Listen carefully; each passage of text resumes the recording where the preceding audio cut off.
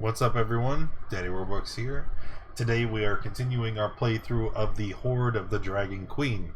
Gizmo Storm is the DM for this game, so I'm gonna hand it off to him for the recap. Gonna happen. All right, Gizmo, take it away. Alright, when we last left our group, they had just made it to the Karnath Roadhouse. Lou was not with them for the travel. He, for some reason, didn't make the convoy. The day after you guys arrive, another convoy comes in.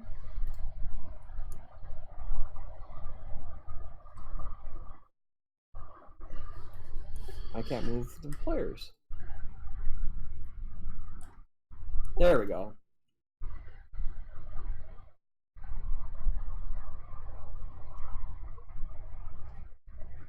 It's dark. I don't have a token on here. No, I think it's just dark. Good on the We have second tokens. floor.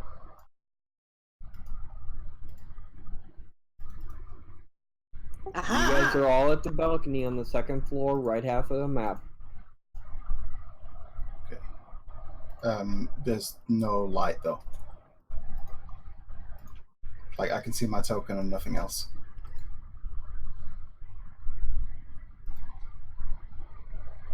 It's probably dark. Probably need dark vision. I will cast light on myself. Well, it's morning. It should be lit. The maps don't come with lighting by default. Don't worry, we'll just do this. It'll work.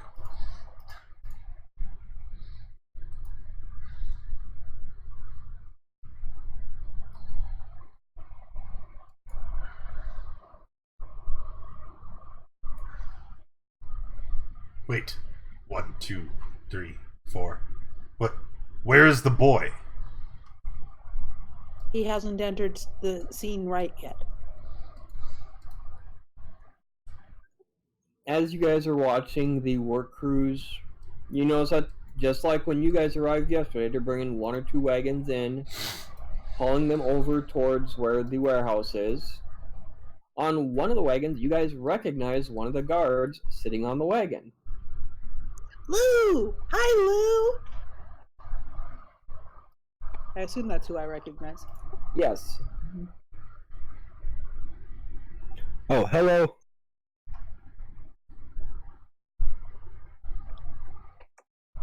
Cool! You'll be on whatever next caravan we go with. You should do it with us this time.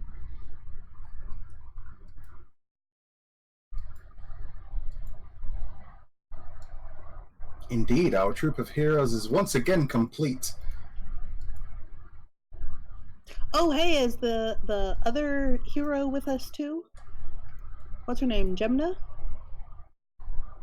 Yeah, you can see Gemna walking around, basically just taking in what's going on, talking to people. What the hell is going on? She asks lots of questions. I strongly approve. I do not like her. She is no hero. She's simply a crow on the wall. Agreed.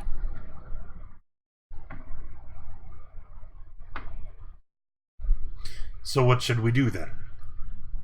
Should we go down and meet with Lou?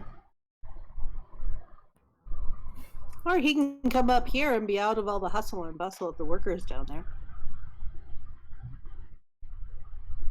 Perhaps we should make sure that he knows that we're here and haven't left. He knows that. He just said hi back to me when I waved at him.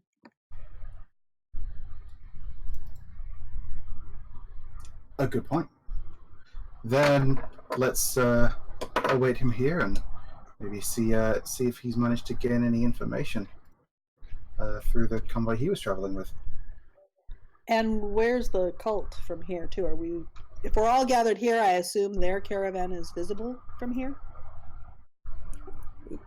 The wagons that the cultists were on got unloaded into the warehouse, as far as you can tell, just like every other wagon. While you were all standing there, Lou, a big half-orc comes lumbering up behind you. Move, boy! We need to get the wagons in. You're in my way. So aggressive. Who are you?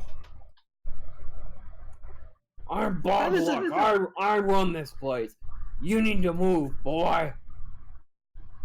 Well, I was looking at something, okay? If you're trying to get somewhere, walk around. Alright, boys, you heard him. He's not gonna move. Just run him over with the wagon. Wait, what? And you see the horses start moving as they're bringing another wagon in. Oh, crap. Yeah, I'm gonna... Well, get up. That is an efficient man. No nonsense.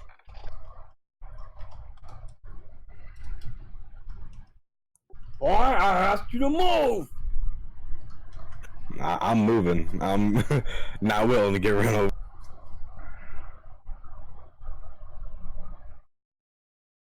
Gosh, they were in everybody's way. Intent, move your token. I'm trying. I'm like...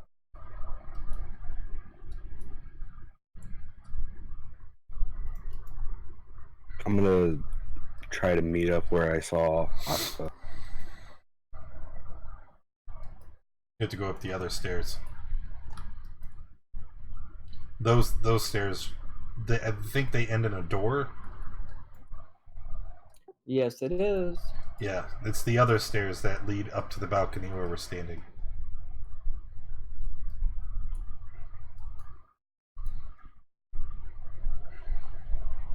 It seems like so long since we've all been together.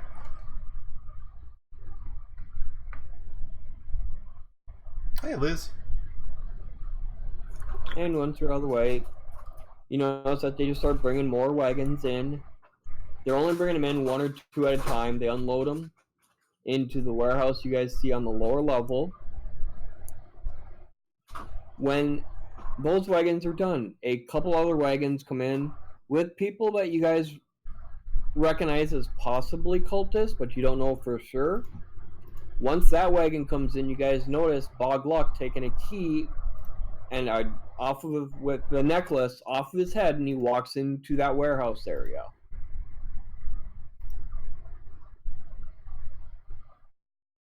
You're from Ohio too? I didn't know that. Area. What part? Are you from down there by Okay. First floor doors right there. Cincinnati too?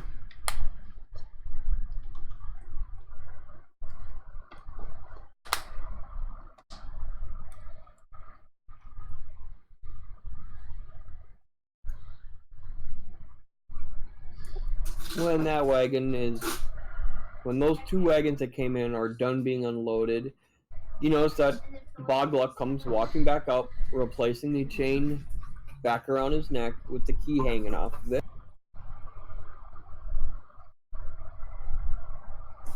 And then he goes back to directing the other guards and wagons to where to back their wagon in so they can unload all the stuff.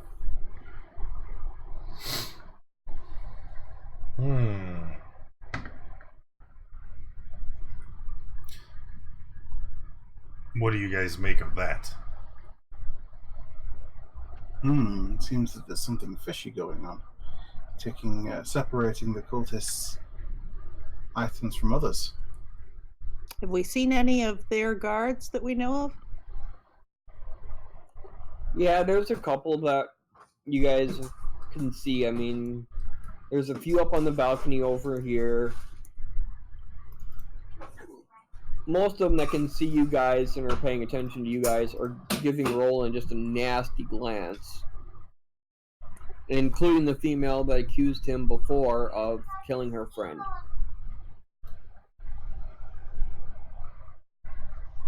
Roland's gonna glare back. How high up are we? Good question. Balcony is about, I was going to say 20 feet. Okay.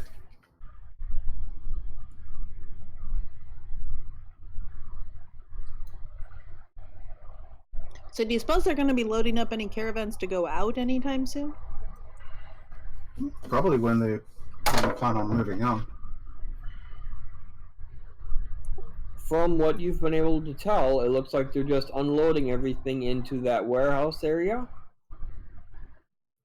And what is going out is just small man-pulled carts with basically the supplies that you guys hauled in. They're hauling a few of them back out, and you can tell that it's a group of laborers going out to work on repairing the road. Maybe we should make it a point to investigate their holdings.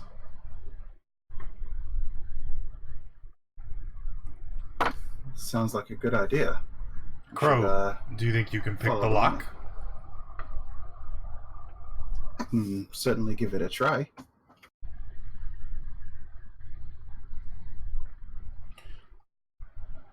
Should we wait Who are you until going to be trying to nightfall? follow? Sorry, say again? Who was it you guys were going to try to follow? Oh, we were going to follow the crates that the Turn him up. He's cultists really brought quiet. into the warehouse. We're going to see what's there. He seems to have taken a key off him, so maybe that assumes that there's a lock, so perhaps Crow can pick it.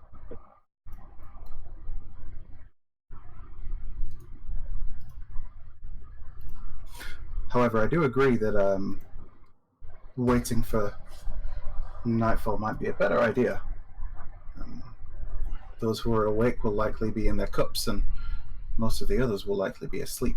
Be in their But what? daylight's not You say cups? really the best time to go picking locks.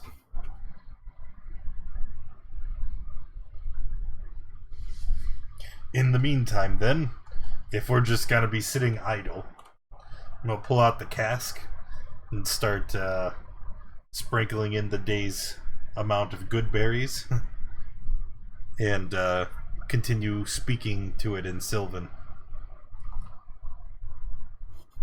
Perhaps a couple of us should head over to what I can only assume is a bar.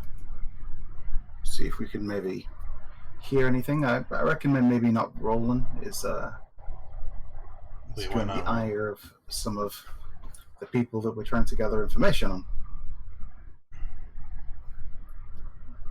Well, I could How go. about you?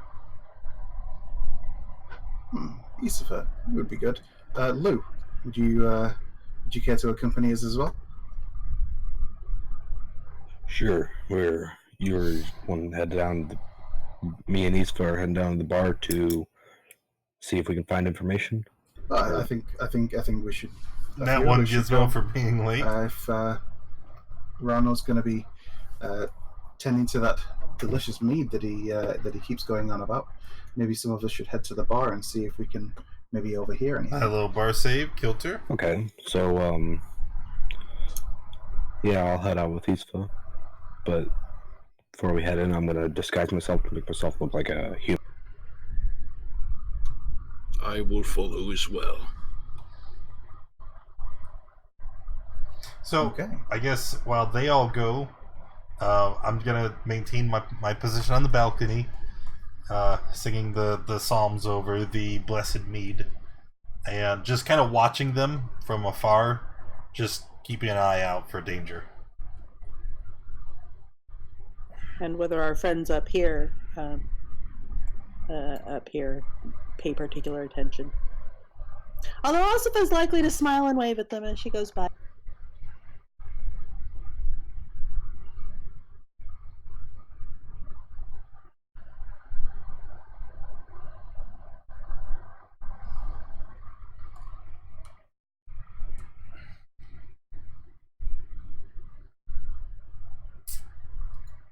Okay.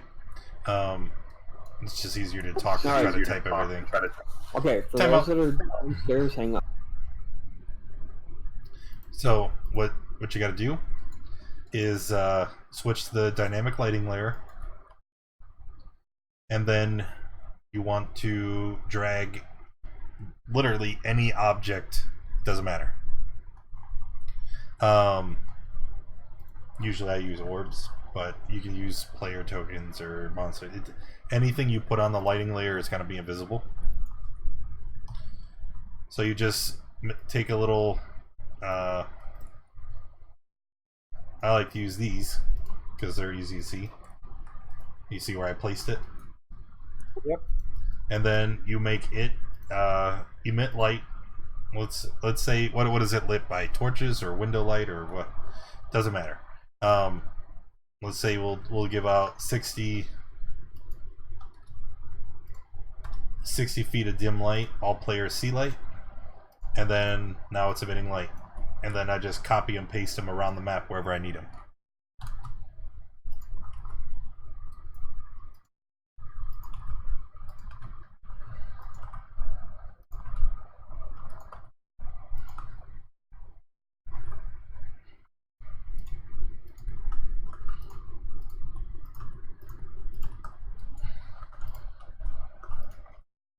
So are we just going up these other stairs?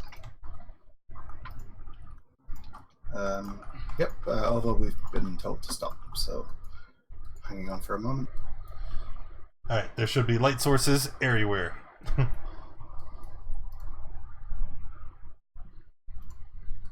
Thank you. No problem. Oop, there's a net one. As you guys reach the bottom of the first set of stairs, and before Krog make it up that next flight, you guys hear the familiar voice of the cultist. You killed my friend! You have no evidence. So you're gonna deny murdering him? Of course you would. You're a coward. Oh, shut up already. Who is your friend? The cultist had died during the caravan. Is this a Mike Schleman? Yeah, I don't know him.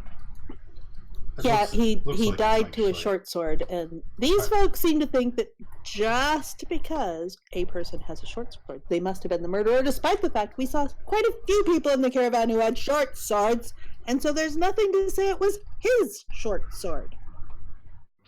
They just want somebody to blame to cover up their own misdeeds. Let's leave them to it. Yeah, the guy was murdered and was put just under the caravan that lot were guarding at the time. Talk about asleep on the job.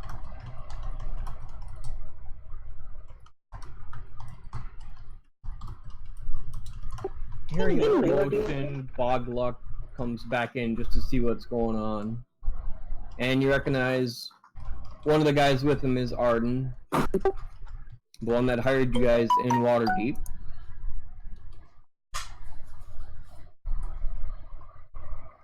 Oh, he's here now. Was he in our caravan? I didn't think so. Bogluck? No. Oh, No, Arden. yeah.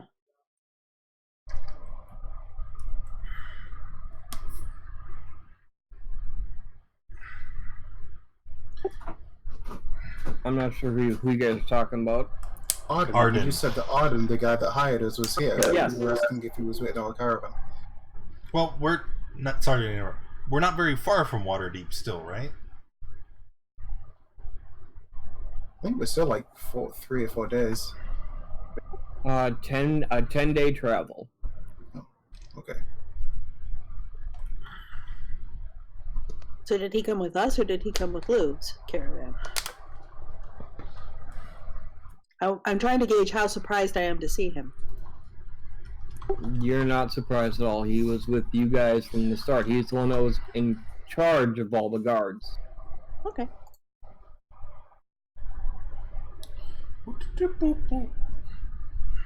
All right. Continue on upstairs.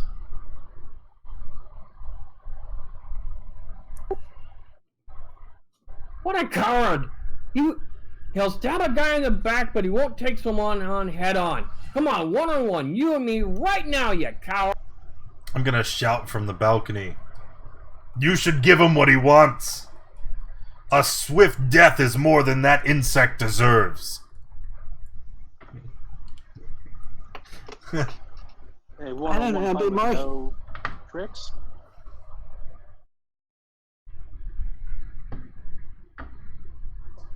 It'd be more humiliating for him if you do it non-lethally.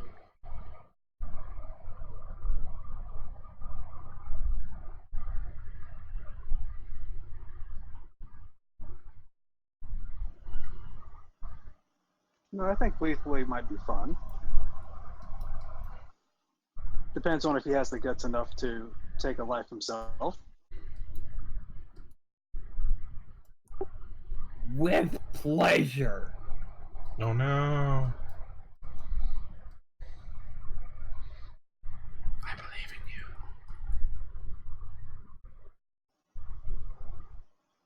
in you. Crow's gonna kind of head up over towards Boglock and say, is this kind of behavior usual at your establishment, that people just wantonly accuse each other of murder and start fighting to the death?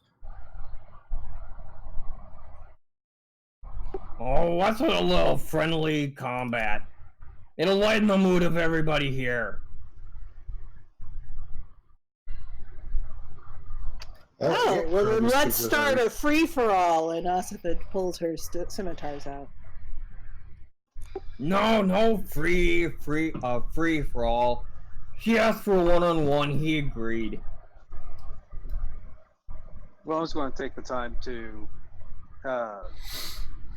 use his pact and cast a rapier in his right hand. A rapier. And upon doing that, you see she immediately draws her sword.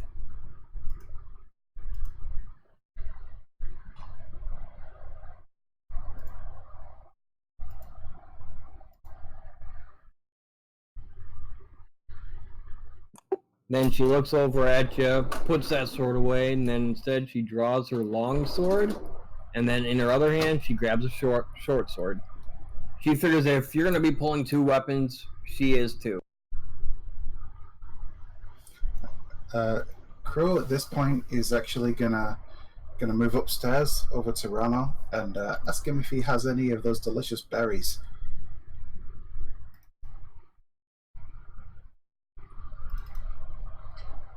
Of course.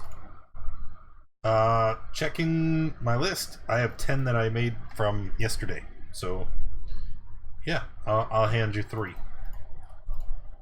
Excellent. I don't trust them, and if they resort to any tricks, I want to be able to ensure that the hero's companions survive. Oh, our friend will survive. If anything happens, I will rain doom upon them from this balcony, as I kind of bang my staff onto the floor.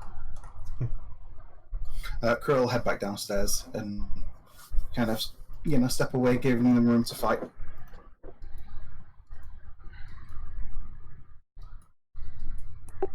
Roll an initiative, please. Shall I move myself over onto the map? You still on the balcony, or did you go back downstairs? I just said that I'm going back downstairs. Yep. And Asif is facing away from the combat, making sure no one else interferes. You can see a group forming all around. You've got cultists mingled with regular guards, regular laborers. You can see some of the laborers Doom is starting to pull 8 weapons higher. out. That was Dodge exactly what I was immediately thinking. turns First and thing, put them I'm gonna- away. This is just a simple combat, not a big free-for-all. And they immediately put their weapons away and sit down. You notice as they put them away, it's like cheap, rusted-out swords. Cheap clubs that look like they just ripped a branch off a tree somewhere, and that's their club. But the laborers all pretty much back down and give plenty of room around the two combatants.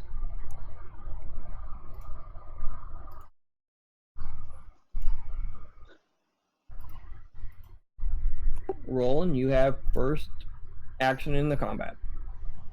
Oh, Owen's not going to hold anything back. He's going to charge forward and swing with his rapier first.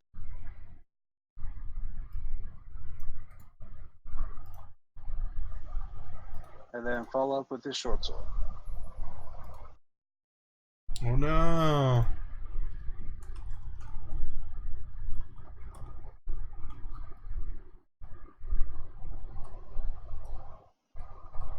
That's it. And both your hits connect.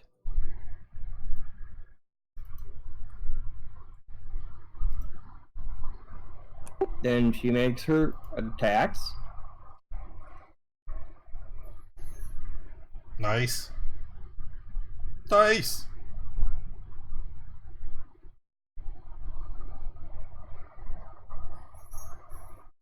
Roland, we're back to you. I think she was caught off guard and wasn't expecting you to actually charge. Seems you're moving a little slow. And continue my attack.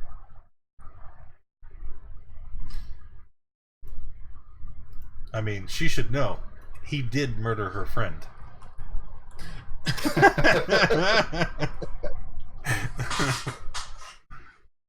And they both connect.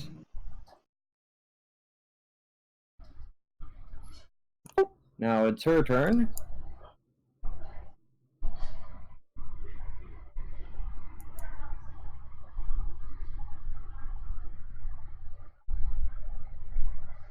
Second one hit.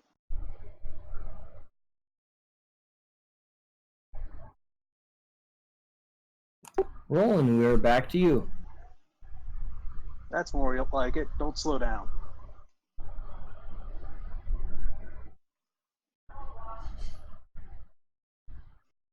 Your first one hit, second one missed.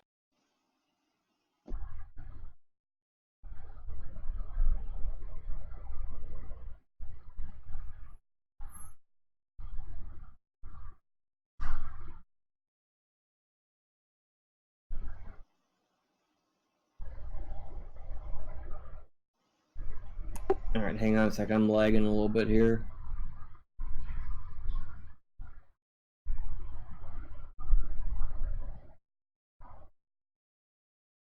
Yeah, roll 20 seems laggy tonight.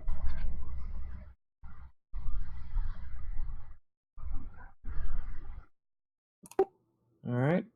And then it is her turn. Oof. Sorry, wife needed help.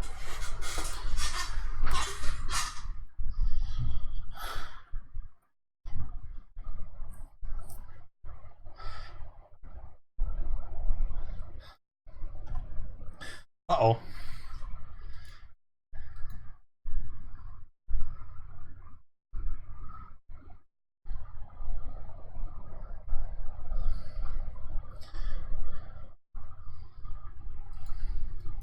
Gonna roll the Yeah, other way. roll 20 is laggy tonight.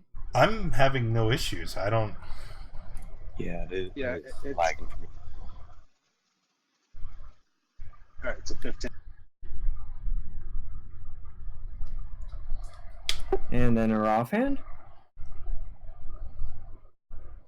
Now with that, I will actually use my shield. So to make that one miss.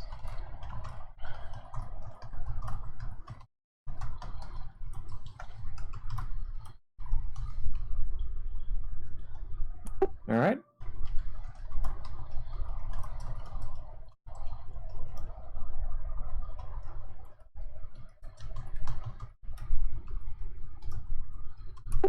It is your turn.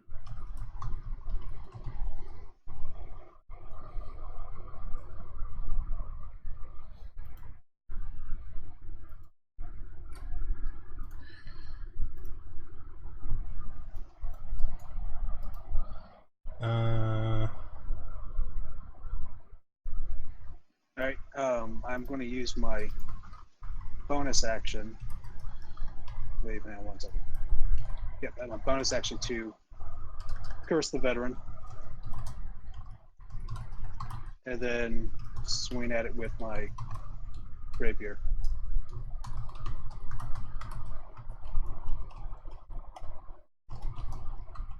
Okay. And that misses. And that's it. At 20 for Crow? Crow. Alright, it is the veteran's turn. He's not in combat.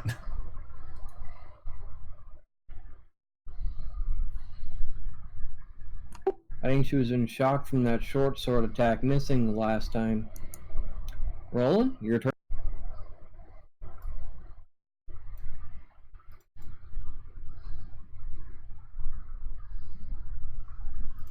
Alright. And then continue back with my rapier. And then the short sword. That's a miss. That's a hit. This mic is hissing. I'm going to turn him down a little bit.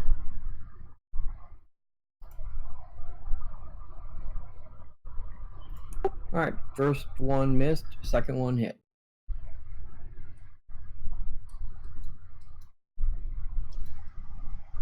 Alright, that's it. Before the next round, Yes. would it be possible to cast a healing word onto Roland and do so in a way to where it is unnoticed? You have silent casting? No, but I am a floor above everybody, so I'm quite removed from where they are. Yeah, well, there's not probably a really. lot of shouting and jeering going on. There are others that are up on there, and with the combat going on, you're not sure if they're cultists. I mean, you can take the chance if you want. Yeah, I mean, I'm always willing to. Do you want? Is there a role you want me to make to accompany it, or do you just want me to cast? Before the veteran goes, or at the start of the next round? Let's say start the next round. Let's see.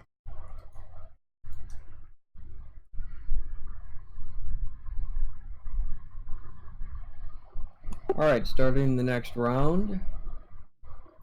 You can cast your spell if you want. I need a d20 roll. Odd, you were heard. Even, you were not. Shit.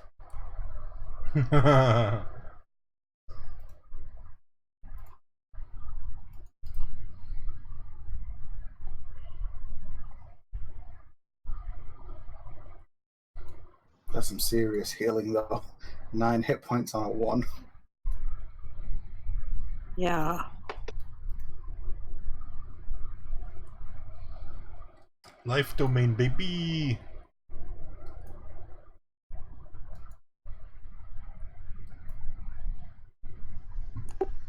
Alright. You do hear a couple of cultists that are up on the balcony with you yelling about not being fair, and this was a one-on-one. And they are obviously upset about you casting Healing Word. Thank you.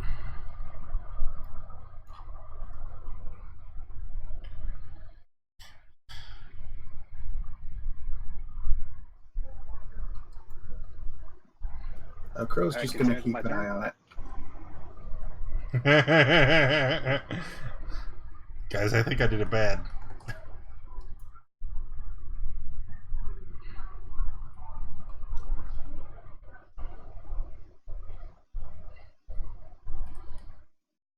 Alright, well, Roland's going to continue his slashing.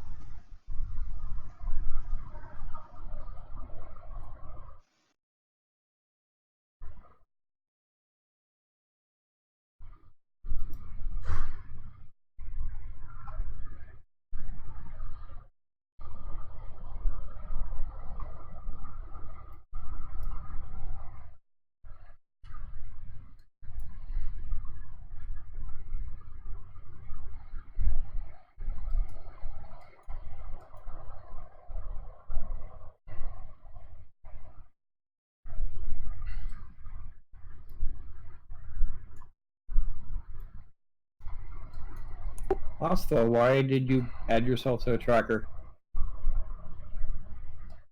Because people are starting to move and it's making her antsy. From where you can see, it looks like just a couple guards from the cultists are moving, and they're moving in the direction of Rano on the upstairs balcony. Downstairs is still the same cheering crowd that you guys had before. Okay. So more than one. Yeah, there's 2 up there with Rano right now. Then Crow will add himself to the initiative because he said that if multiple people go for either of them, he's going to intervene. Yeah. Feel it. Or gonna, anyways. Let me get back to Roland's attacks. The first one missed. The second one hit.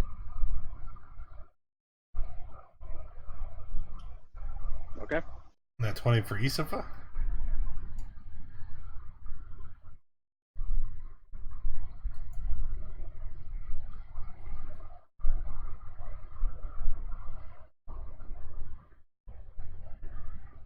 Okay, Rano, it is your turn. All right. So these two guards up here, they are obviously hostile, right? Like they have weapons drawn. Yep, they have weapons drawn, and they're staring right at you for interfering with that one-on-one duel. All right. So I'm going to take my staff, and as I point it towards them, I will say the magic incantation, calling upon the Fey creatures in the Feywild to materialize near me as I cast Conjure Animals. Oh, dang it. As I request 2 beasts of CR1.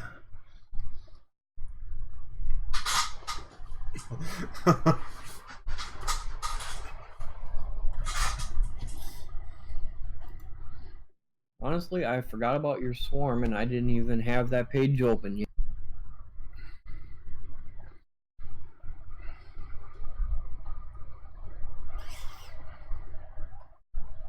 It's my favorite. It's my favorite thing to do.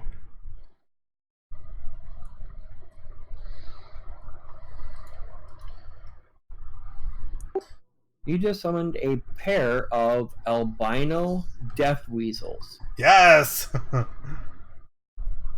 Sounds amazing. they are. Death weasels? Oh yes, they are very good.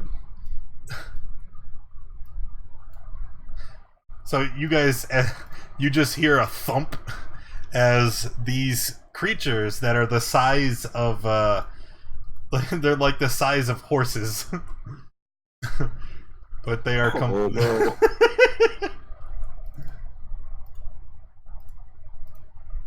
Wait, you said they were the size of horses? They are huge. Oh, I thought they would be like weasel size. No, they are large creatures. And they are albinos and they are angry. So after summoning the weasels, oh, I'm gonna mark that down. I can wild shape into those eventually now. Wait. I've been marking it somewhere. Anyway, I'm gonna command them: attack the guards. Do not allow them to gain any quarter here. And then I'm gonna turn my back to the guards on the balcony and look down towards the fight on the ground floor once again. We're just gonna give a little wave towards everybody and smile, and then I'm done. And with that loud thump, the rest of the cultists realize that something is up.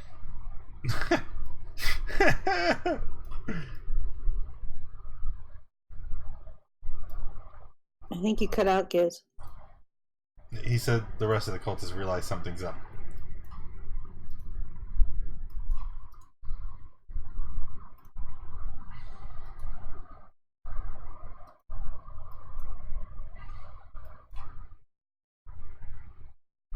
Oh no. The remainder of the guards now make themselves very well known, and you can see them around the floor.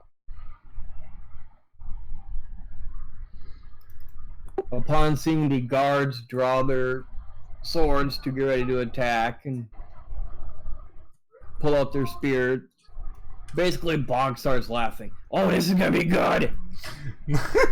I'm gonna get ready for battle 2, seeing all the guards pull out.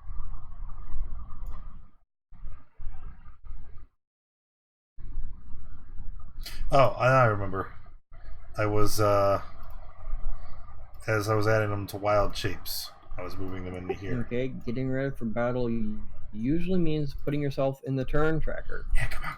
I don't see.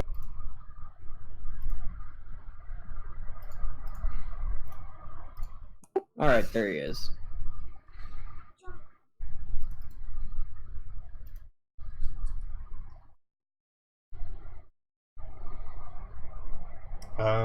Are we gonna sort the tracker?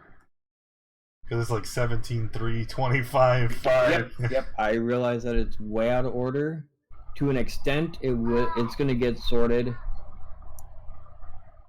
Roland is Started at the top of the next round.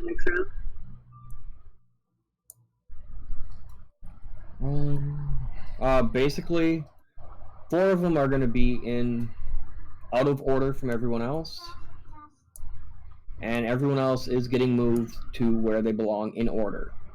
Am I not getting to get to go this round because I was readying for those guys at the start of the turn? I was ready for those guys to actually start doing stuff. So would I not be in that round? Yep, actually you would. You'd be right after the veteran takes her turn on that round. Okay, now everyone's in the order that you are in for this combat. Cool.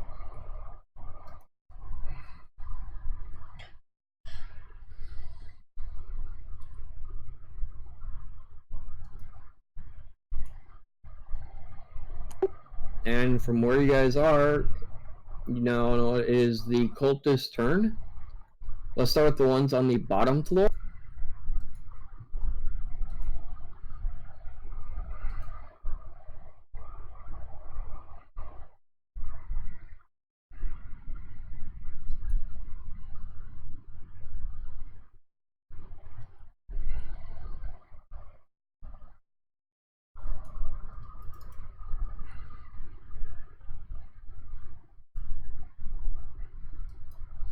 Oh no.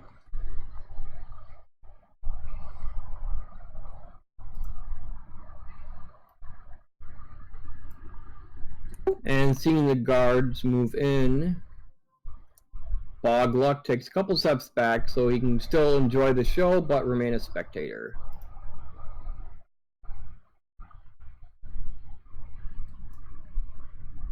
Osfa, first 3 attacks are on you.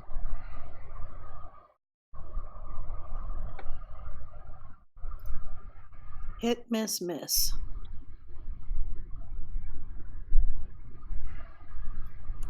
Next 2 attacks are at Crow.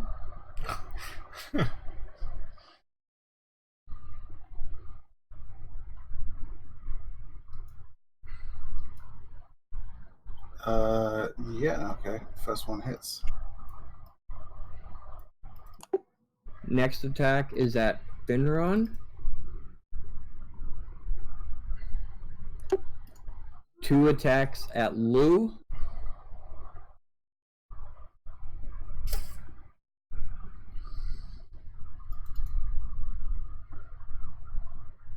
The two cultists that are off, that aren't in the main group with you guys. The first spear is at Crow, second is at Finron.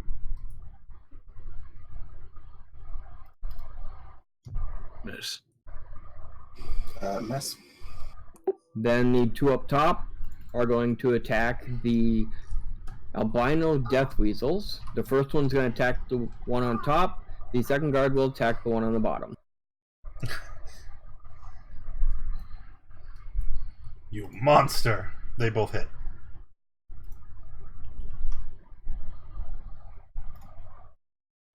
It is now the veteran's turn.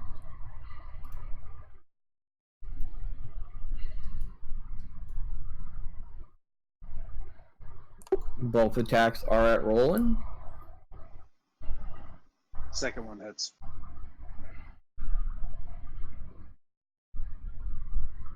Crow, it is now your turn. Okay. Did these guys seem like they were attacking with lethal force? Yes, it does.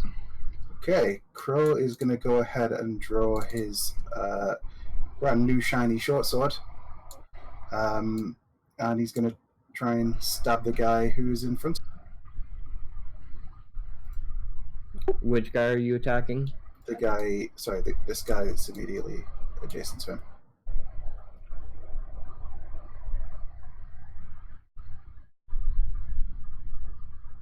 Ooh! So that's the first one. Obviously, he's not a dragon, so he doesn't take the 11, but he'll take 8. And then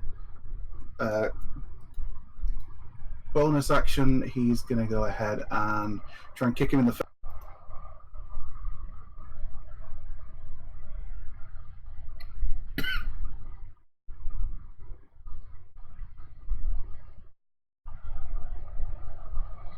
Oh, the 1 is a sneak attack. And that one dies. Okay. End of turn. Asifa.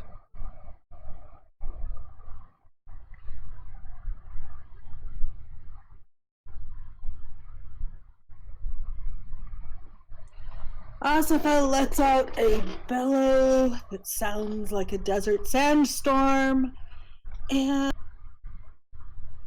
recklessly attacks, starting with that one.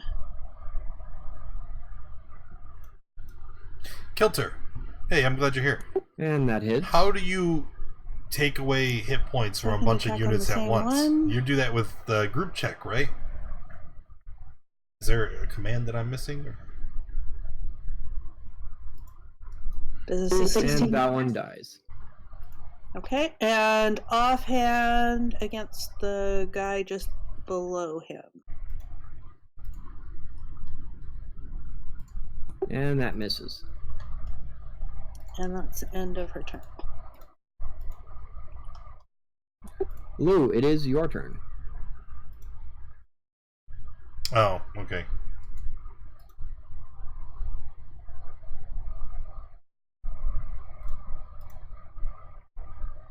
No, I'm sure I can find it. Going to cast Burning Hands.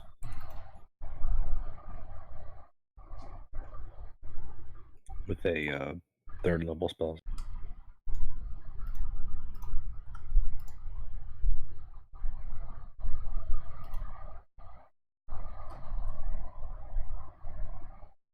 Ooh, that's cool. How did you do that? After stream, you'll have to teach us how to do that. Yeah. But thank you. And that'll be it.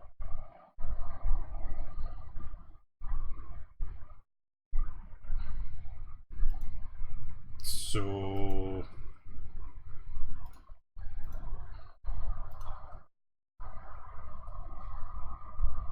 Was that one of them that he hit, or did he throw to you?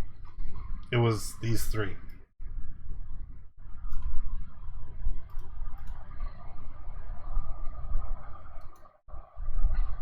Alright, the one on the left is the one that made the save.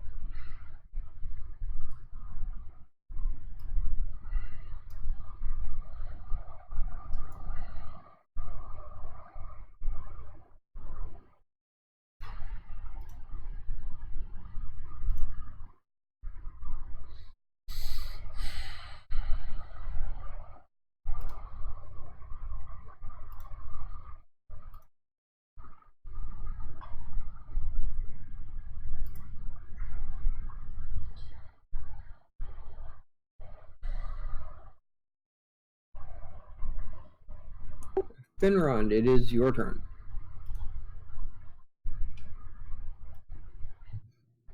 Okay. Just a moment.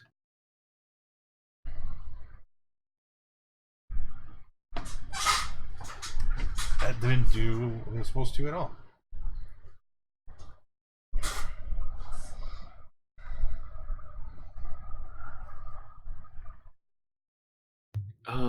What kind of armor does it appear that Bogluck is wearing?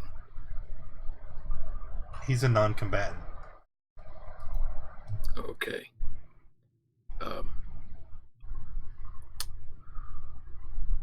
I think I'll launch a firebolt at the wounded guards at the bottom there.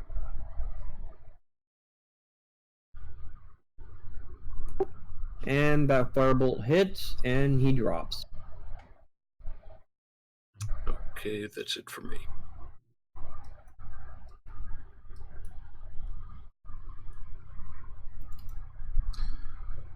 And back upstairs, we have the albino Death Wheel's turn. Did you want to control him, or did you want me to? I know last time. Go ahead. Okay. So the one here at the bottom is going to claw. I believe that's a miss. It is a miss. The one at the top also claw.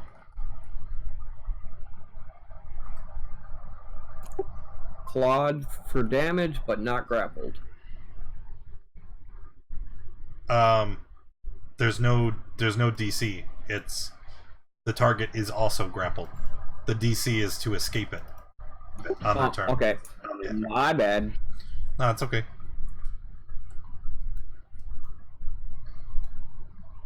And then, yeah, that's it for them.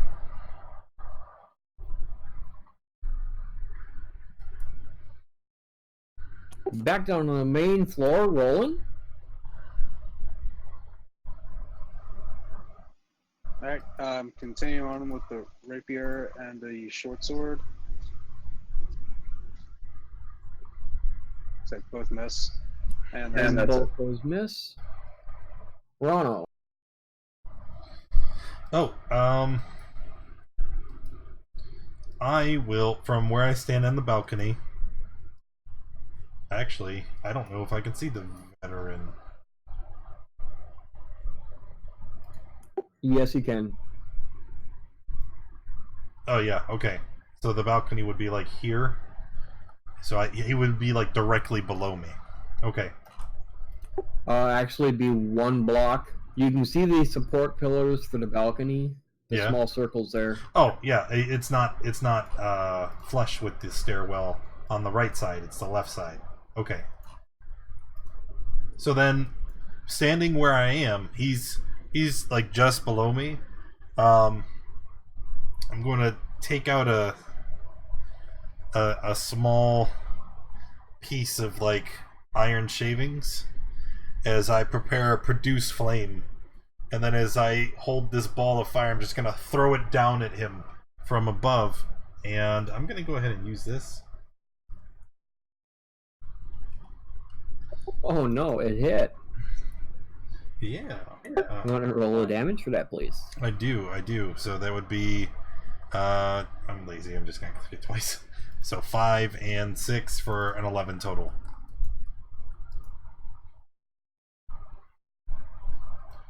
And then I will be done. It is now the guard's turn. This time we're going to start upstairs with an attempted break of the grapple. Nope, he's still grappled. The other one is going to attack the albino death weasel that is below him. You monster!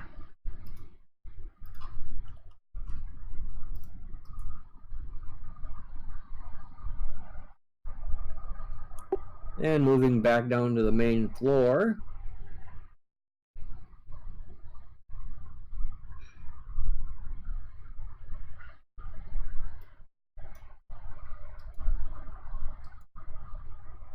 That guard is going to move to there. We're going to start with on that side, and then moving on the left, moving to the right. First two Maybe this attacks goes over are here. going to be at Asifa. 2 misses. Next attack is at Crow. That'll miss. Finrod. Okay. I am going to Attack at 10. Okay. Nope, that doesn't hit. And since all those missed, I'm going to actually be nice for a change. We're not going to risk Lou getting hit when everybody else got missed. Oh, look, the last one missed too. Come on, Deanna, keep going. Get out of the way. Wow, thanks. Alright, fine. Then I will hold you. It is now the veteran's turn.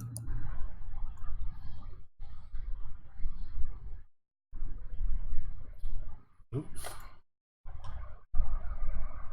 Look, you moved the screen and now they couldn't see it.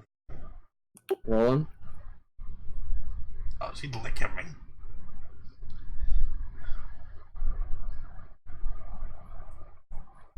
Okay, yes, I need groom. You. Yeah, you're a good kitty.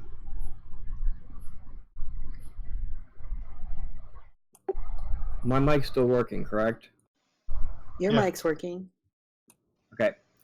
Rolling. Yeah, sorry, the second one hit. Or, no, both of them hit. So, Oh. Angry Crow, it is your turn. All right, so Crow's just gonna kind of sigh a little bit and say, "It appears it is our hero's job to slay those he is so valiantly fought to protect. Go down? Okay. No matter." And go in your he box. kind of braces a moment before sort of leaping past leaping past this guy and leaving those two. He's going to use a key point to use Step of the Wind and disengage as a bonus action. And he's basically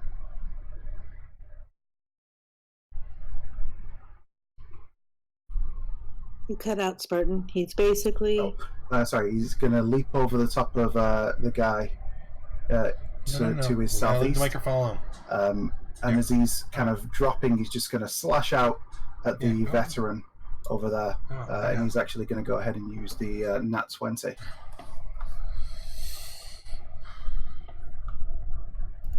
Okay, roll the damage. No, you want pet again? Okay, fine. I'll pick you back up. Come here. Just one moment. Oh, Kiki. So show your butt to the camera. Since they're both the sneak attack and the short sword are a d6, I'll just roll 2d6.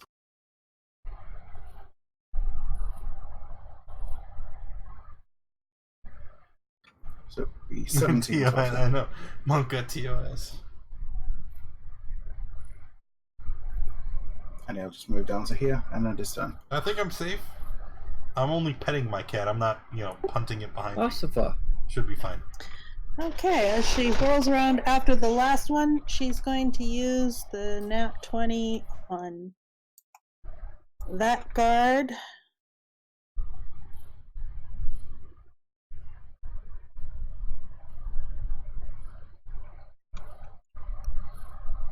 You want to look out the window?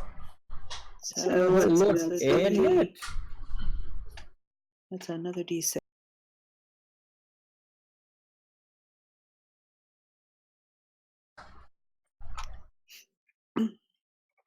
Okay. So what's his status? This is And my with that, fault. that one died. She was laying in the Okay. window over there. And so second And then, attack is going to be. I just reached over and that petted guy. her just once, just pet. Nice kitty. And now she's all in my face like, love me. Love me. Don't stop it. I need you to pay attention. He also dies. And offhand on the guy below me. That's what you sound like. Stay over there.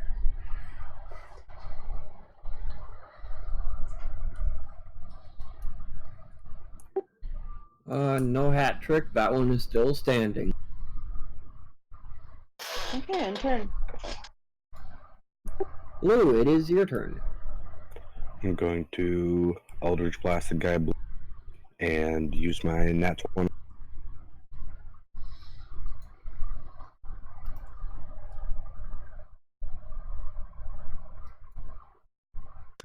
We're rolling so amazingly well here tonight. The Twitch gods have smiled upon us. Just one in particular.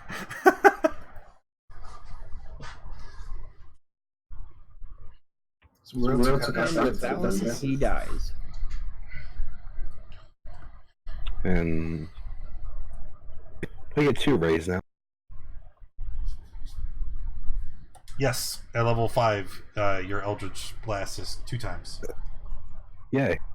Then I'm going to Eldritch Blast this one with disadvantage.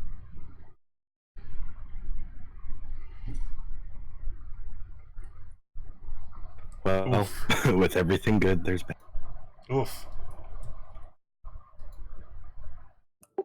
You send out the Eldritch Blast, it bounces off the pillar and splashes against the wall near Bog Luck. He just glares at you and says, "Watch it!" Oh, of course, my attack that almost hits him.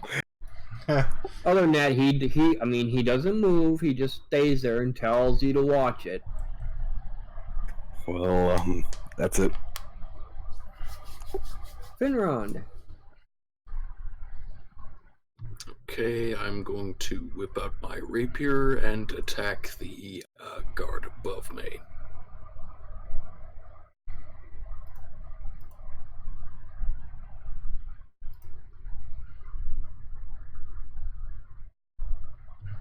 Alright.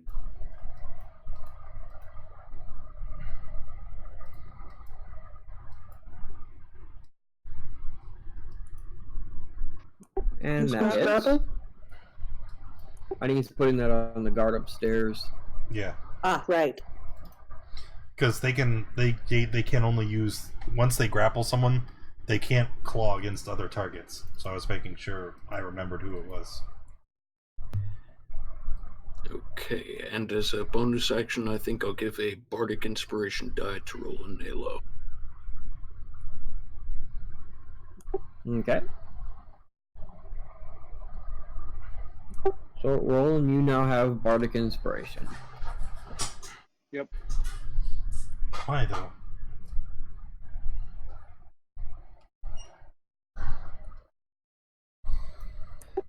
Anything else, Finrod? That'll be it. Ha! Weasel. And back upstairs with the weasels. Yeah, Weasel number 1 is attacking the guy he has grappled. Weasel number 2 is gonna bite. Chomp.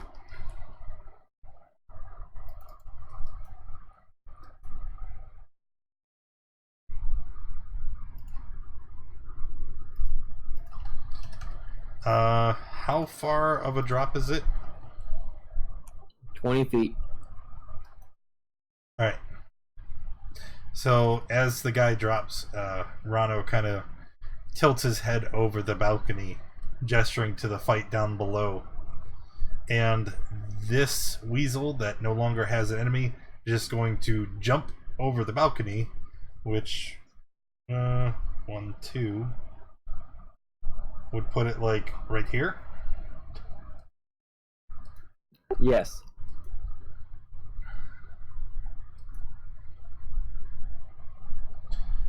That's so at 20 feet it would take fall damage.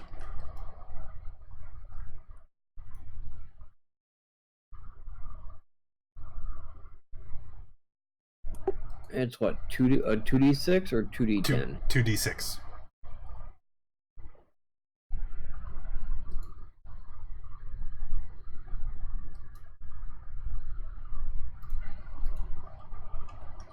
Alright, and then finishing its move, it's going to come right up here and cozy up next to the veteran, and that'll be it.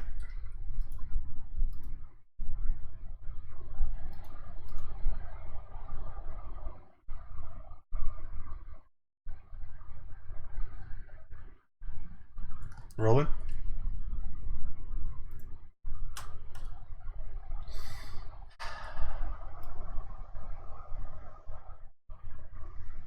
All right.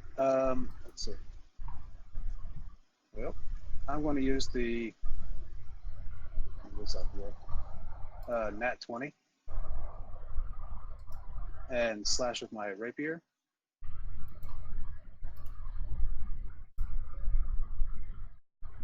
Being involved in Archon is really making me appreciate how organized Daddy And Con that is in veteran died. comparison. That's a good thing to hear.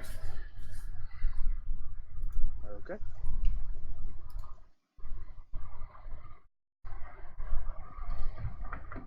And then turning to move to there, I will use the Bardic Inspiration to, using my offhand, to attack this one in front of me.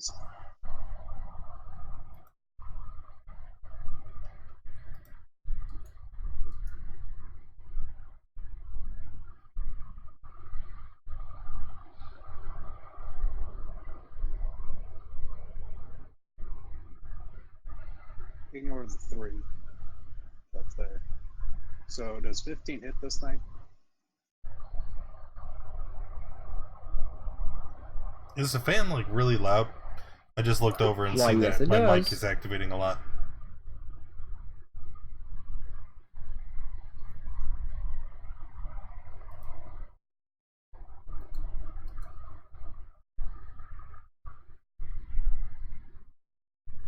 It's still annoying.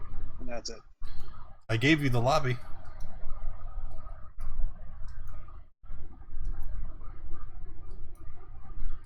Who else still alive? Oh, that guy. And this one up here fighting the weasel. Rono, it is your turn. We're gonna chuck another produce flame at the last remaining guard on the bottom floor. Oh. Oh!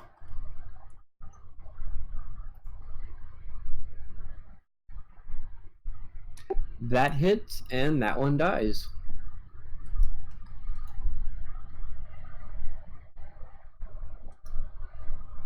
Alright, that's it for me. The one guard that's left is going to try to attack the weasel that has.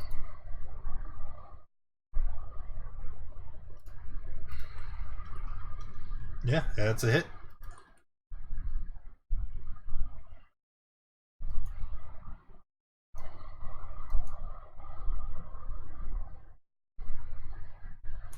Crow? Alright, Crow's gonna move. So, I guess 5, 10, 15. Could you just... Yep.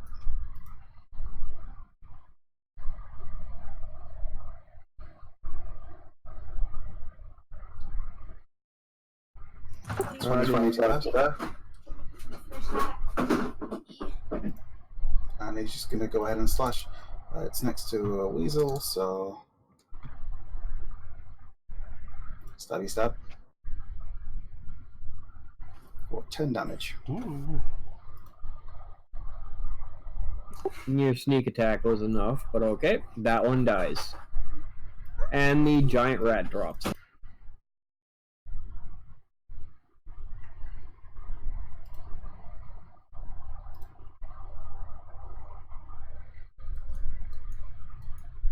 Is that the end of combat?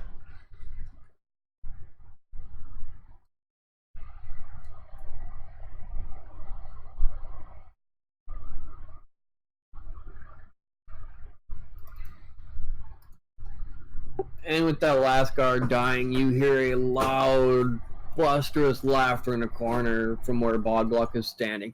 Ah, that was good entertainment. And Osifa goes storming up the stairs over to Angry Crow and slugs him. I don't know what you want me to roll for that. It's just 1 plus your strength. Well, that's for damage.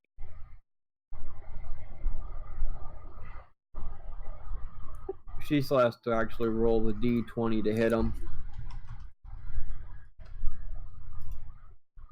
Yeah, you're not proficient with unarmed, so it'd just be a d20 plus strength.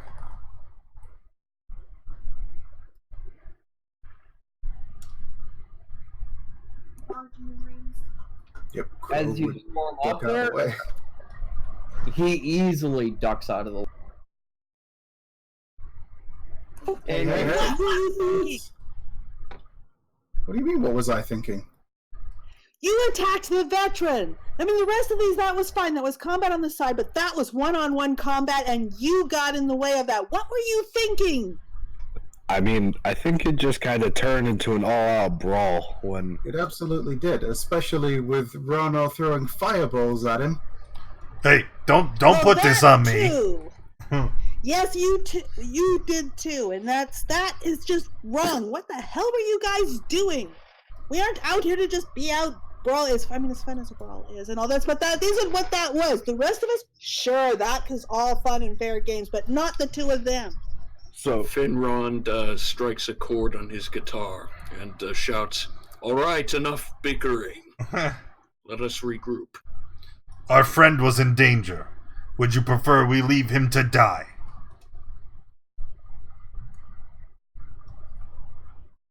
With the enemy There at was the gates, a hero will do anything to save his companions. Honor means nothing to the dead. Was I really doing that bad? No, you weren't. Yes, you were. You were obviously wounded, whereas the other was keeping stride with all of your attacks. I regret nothing.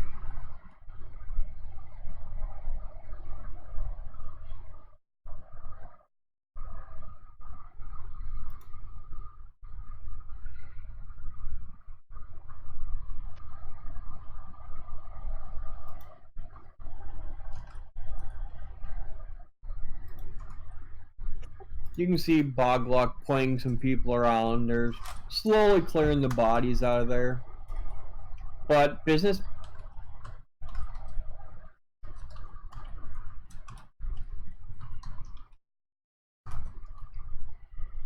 You cut out there, Giz. The laborers come back in and basically they're clearing the bodies. And then they just start filling their wagons back up to head back out for doing more work on the road. Wait, did we just kill all of the cultists that was part of the caravan? You killed a large portion of them. You do not have an exact count. There may have been more, because when they came in as guards, a bunch of the cultists couldn't get on as guards, so they were hired as laborers instead to come with the caravan. We should go loot their loot. Oh, hey, maybe we could get hired on in their place.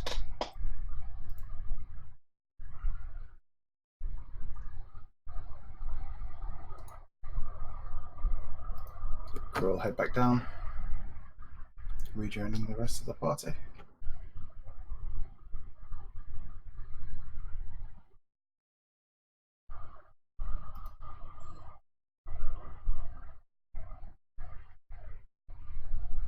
Actually, Asif is gonna not exactly stomp out, but stride out firmly, and she's gonna go out and take a walk.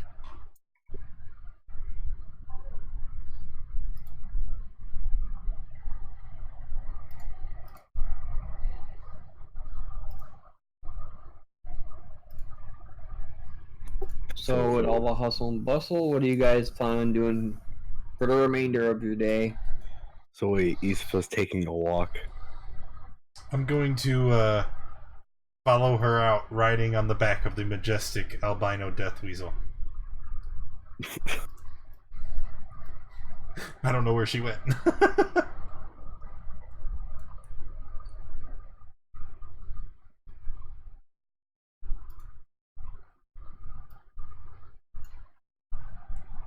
They only last for like an hour. I'm sure they're going to be disappearing soon.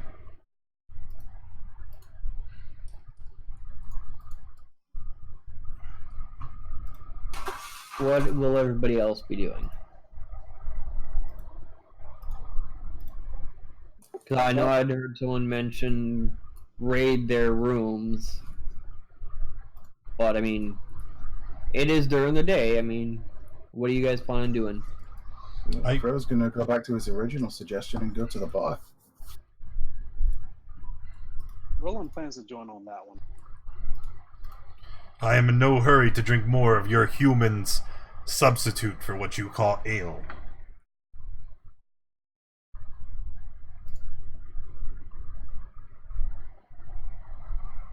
I'll join them too. Crow will just kind of shrug and hand over those berries from Rano to Roland. Say, here, a gift from our friendly giant. Now don't say that. Then I have to change What the did damn you shirt. hand again? I didn't catch it. Oh, the good berries that I took from him. Got it.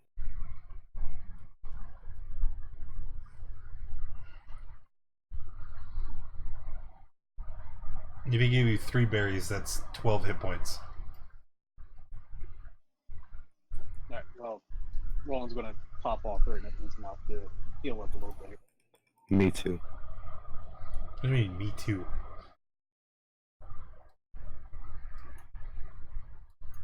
No, you don't have any berries. How are you going to eat them? With magic. I mean, I can give you more berries. I have plenty. I'd appreciate some berries.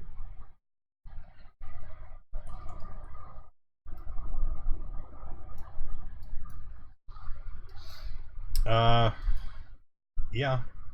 I'll give you 2. I don't know how hurt anybody is.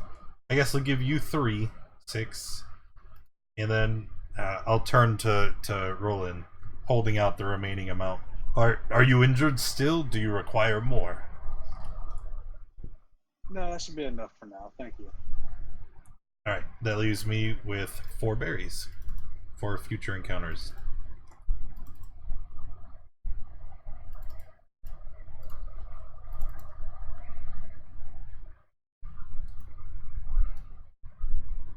Yep, Crow will head to the bar, ordering a tea for himself and a round of ales for everybody else.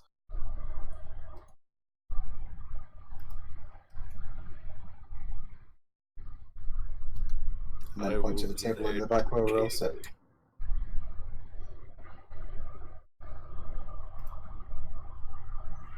All right. The items you requested were brought out to you, and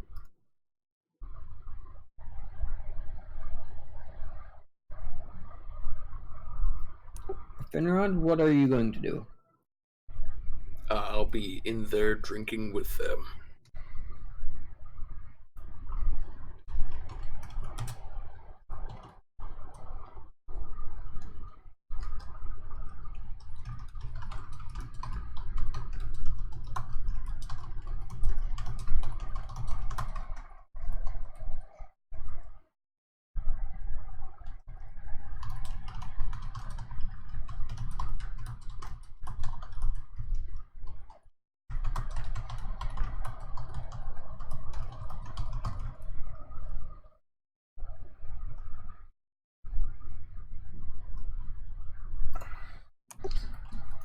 Sorry, got So, distracted. other than eating and drinking, what do you guys plan on doing for the day? Sleeping? Using the bathroom! As Rano runs off. He's old. He can't hold it anymore. Be right back. Yeah, so assuming that there's no gossip that we hear, although Crow will be actively trying to overhear any gossip if there's anybody left. Failing that, just kind of waiting for nightfall. Well, speaking of that, how many other people are there in the bar? Is it like crowded, or is there like 3 other people? There's like 2 or 3 other people in there, and that's it. Yeah, Crow, Crow will be actively listening, and he'll also be he'll spend some time meditating as well, just for like 30 minutes, and then relax for the rest of the time. Sorry, what were you going to say? Can you give me a perception check with advantage, please? Sure. 26. You see the guy working in the kitchen area, and you can hear him muttering to himself. He's constantly talking about not being able to sleep because there's always critters on the floor banging and knocking and hissing and whispering at all hours of the night.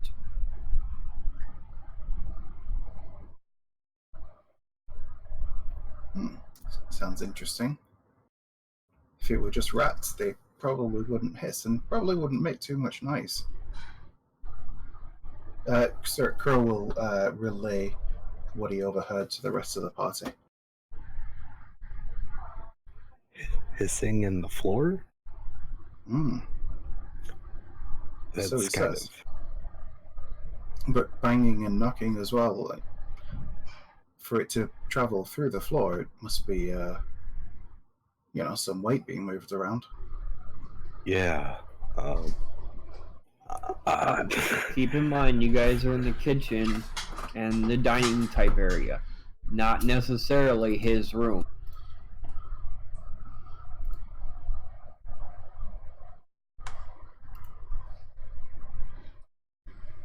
Yeah, but I mean, wherever his room is, he's saying it's coming from below. So the point that it doesn't necessarily that it would be unlikely to travel through the floor is still stands. If it was something small like rats. Yeah, but even rats don't hiss. Didn't you see the size of Rano's albino death weasels? That's different. They're fey creatures. No, they're still large.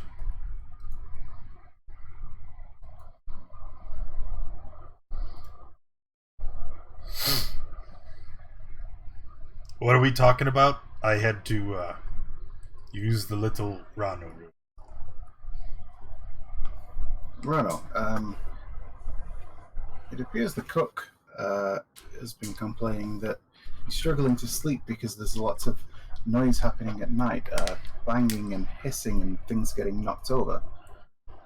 One would think that it could potentially be rats, but rats don't really hiss, and they don't really tend to move heavy things that the sound of which would make enough noise to stop somebody from sleeping a floor above. Turn to the cook. And where is your chamber?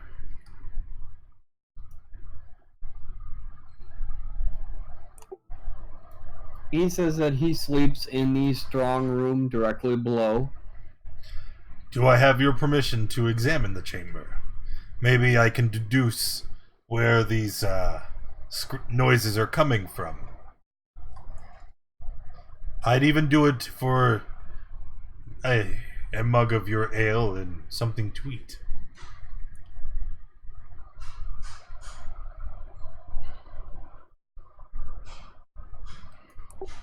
You won't be able to get into where my room is.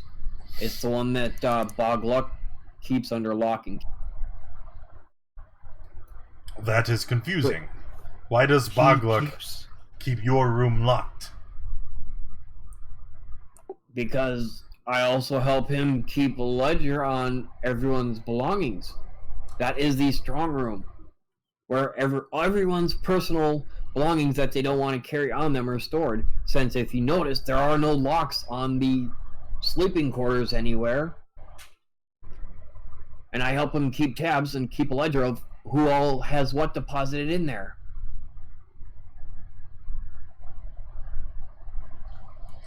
Okay, but I mean, if we have your permission, then surely Bogluck should just let us in, right? Since No, Bogluck does not let anyone go in there. My sleeping in there is all that's done in there. So, if No, we no. needed to, That's okay. Yes, of course. Ha ha. Sorry for asking. And then we're gonna go huddle up. Alright guys, so we know you have to totally break into this room, right? True. I mean, that's Him being there is going to make things a little bit awkward, but I mean, we can deal with that. We just have to make sure that we keep him quiet. We'll stay up here in the tavern. Keep him occupied. And then someone else who can pick the lock on the door. I think Crow can. Okay. Can you? So then Crow go down to work the lock, and then a couple others can go with him. Keep an eye out for Bugclaw.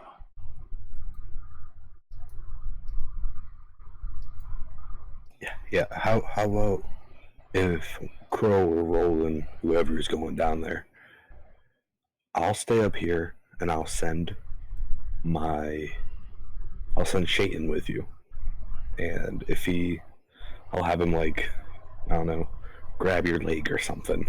Wait, and I'll tell you guys about it to come down. I have another idea. What if I turned into a spider?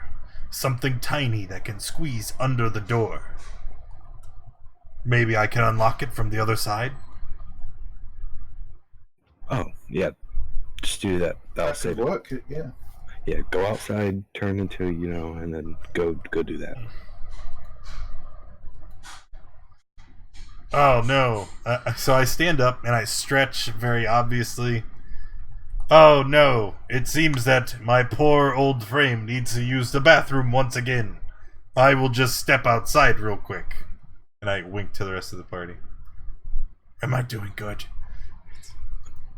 Sure. Crota smiles. Does the bartender seem to, pay any attention to him? Probably not. Nope.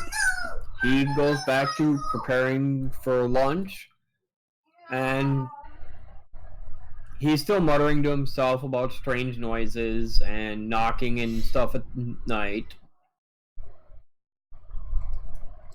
So, when I get to the bottom of the steps and I look at the door,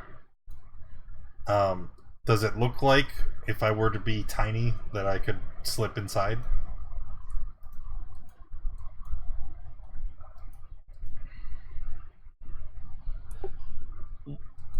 While you are in, which door? That one that you're right in front of there? I'm guessing, is that the entrance into... That is just the warehouse, and there's no lock on that door. Oh, I don't know where I'm supposed to... it's under the bar. Right, so inside the warehouse, this door that I'm looking at now, that's the one that's... Okay. Looking at that door, could I squeeze under if I was a teeny tiny spider? Looking at that door, you notice that yes, as a spider, you can crawl underneath it. And with the way the lock is set up and the padlock, you realize there is no unlocking the door from the other side. Oh, gotcha. Alright, I'm gonna put my ear to the door and just try to listen.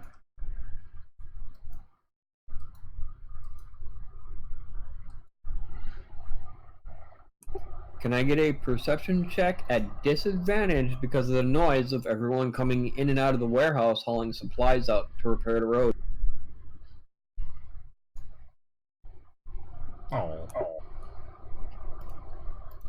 It sounds completely quiet in there.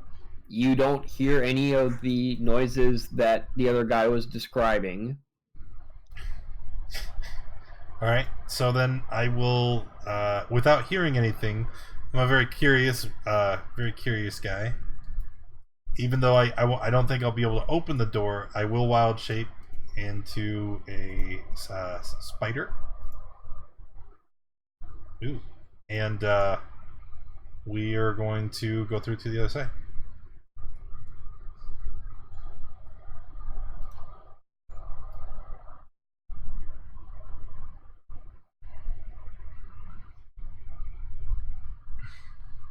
Hey, wait a minute. Other than boxes, you do not see anyone or anything in that room. And like the guy upstairs said, it looks like it contains just personal items. Any boxes that may have come from the cultist are not in there.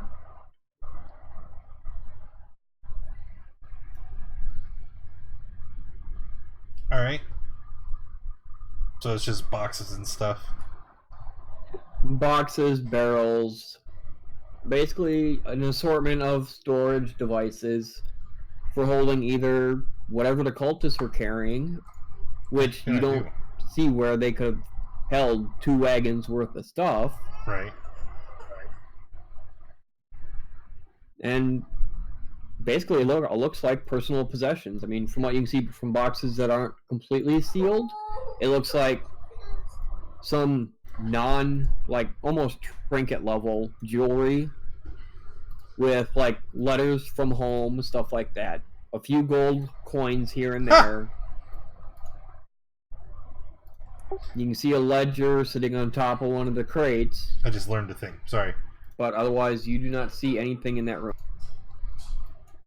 All right, I will unwild shape so that I can actually investigate a little bit more thoroughly.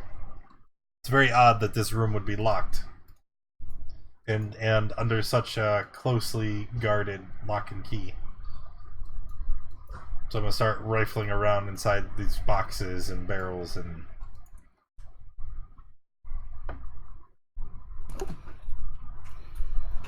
Well, what you find is basically just what humans and other human type would consider valuable, along the lines of things like personal belongings that they don't want to carry while they're working on the road or risk losing, a few gold coins here and there,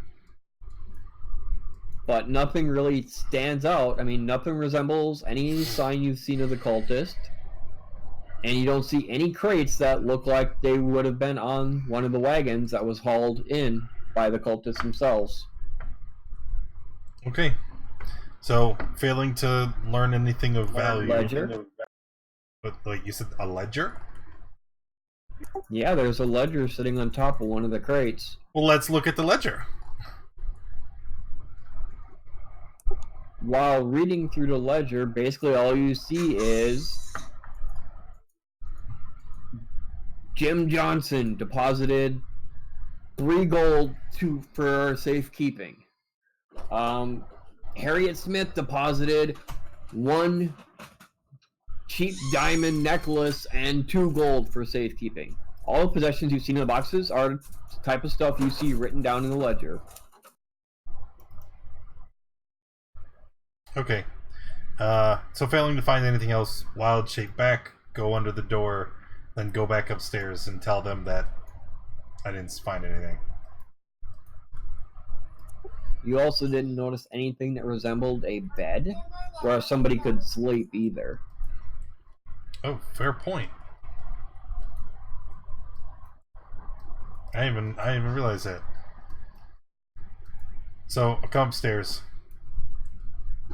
I don't know. It's very strange. The door has a heavy padlock on it. I was able to get inside, but there wasn't anything extraordinary. Some miscellaneous valuables from people traveling here and there, but I think the cook is lying to us. There's no bed in there. Nowhere that he could possibly be sleeping. Or he just doesn't sleep on a bed because he works here. Isn't that what he told us? That when he's sleeping at night, he tosses and turns in bed?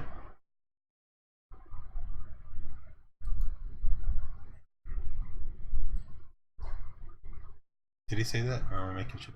I don't know. Maybe he's just self-conscious about not owning a bed. I don't know. Go question him. Come on, use your ungodly charisma.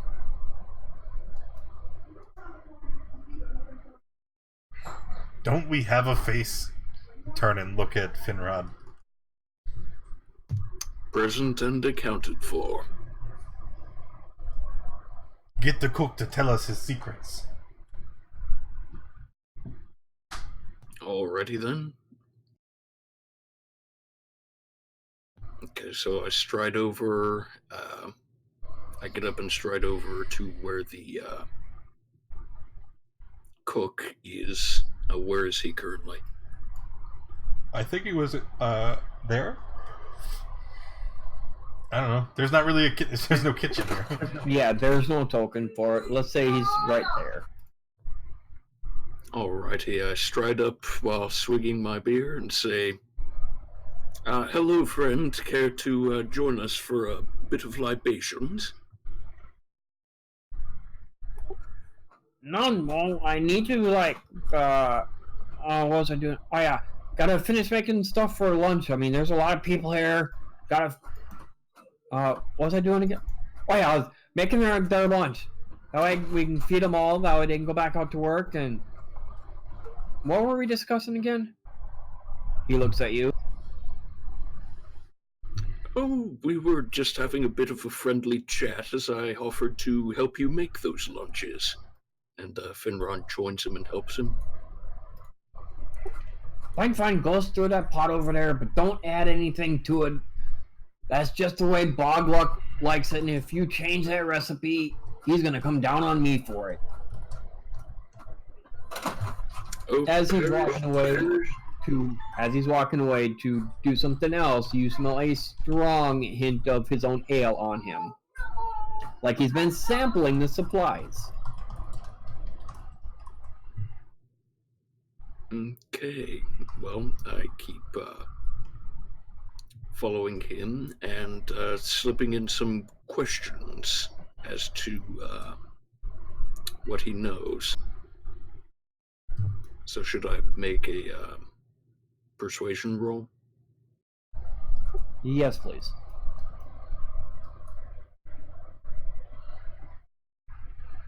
Oh, God. He has a +6. Good, ask your question.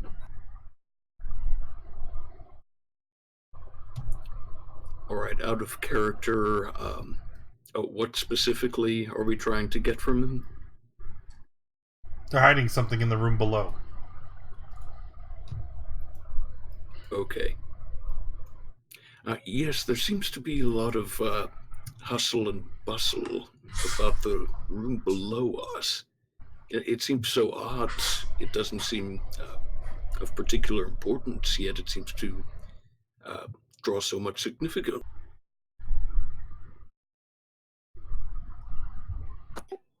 What kind of hustle and bustle are you talking about? Are you talking about those pesky rats that are down there? Oh, yes, that's one of the things going on. What could possibly be in there that would attract them, though? I don't know. Bogluck has that room under lock and key, man. I mean, punishable by death you go in there. Must be something pretty important then. I wonder what it is.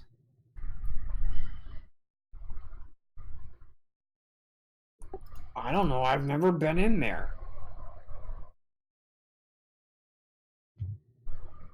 But surely on occasion you've been at least a little curious, or perhaps heard a rumor. The only thing I'm curious about is, am I making this lunch and dinners and meals correctly so Bogluck doesn't get mad at me? Have you seen the size of him? He is huge. Yeah, I don't want to piss him off. As he stumbles towards the next station to continue working on the lunches.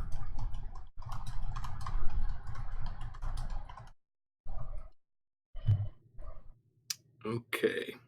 I just look back to my companions in the other corner of the room and kind of shake my head, motioning that he doesn't know anything.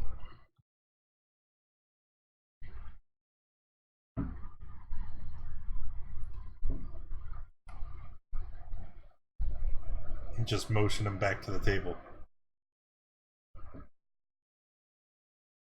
As you go to step away, wait, son. There is one thing that I do find really weird.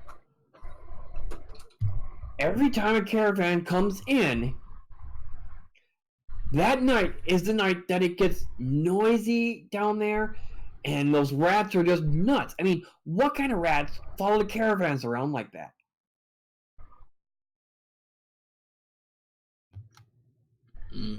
I'm not sure, but I do have a friend who is knowledgeable in matters of nature and beasts. Perhaps he might know.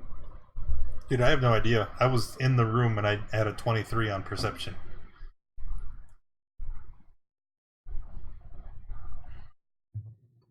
that's pretty much the best I've gotten so far.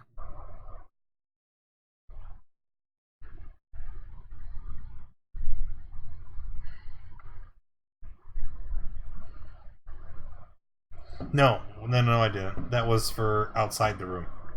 I didn't get prompted for a roll. Yeah. So you come back and share the information. I'm just gonna throw my hand. I don't know. What are we talking about here?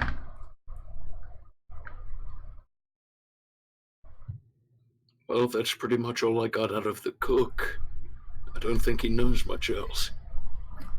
Well, if he says that the activity commences the night after a caravan arrives, then maybe we should just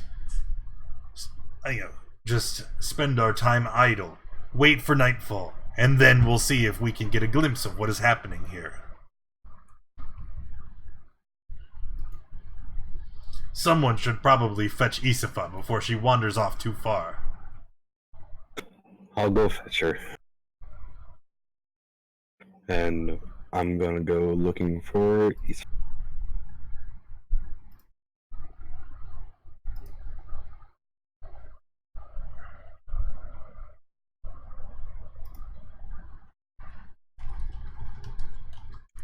You don't have levitate. You can't walk through air. You gotta drop a floor.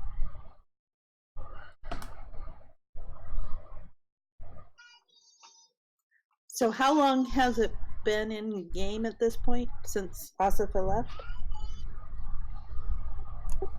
It's been a couple hours with them talking around and sitting at the table trying to get information. Okay, so she's probably mostly back. So there's the road here. I don't know what the terrain is like off of the road. Is it forest land? Swamp. Swamp. She would have stuck with the road. So let's see. If it's been a couple of hours, I'll say she's along the north road and probably about 15 minutes out, headed back.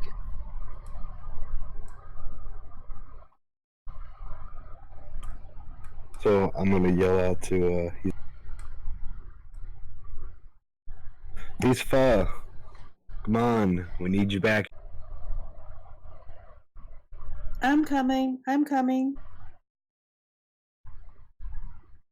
Rano wanted me to get you. We have some. We have a situation. Basically, some guy hearing like hisses and stuff is weird. Hisses and stuff? Yeah, it was like basically he kept saying when he was sleeping, he was hearing hissing and pounding.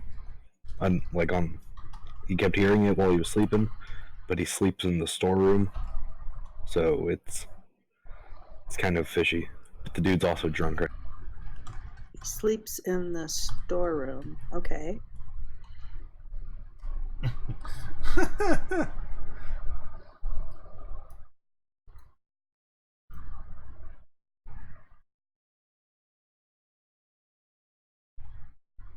So are let's we get just waiting for nightfall?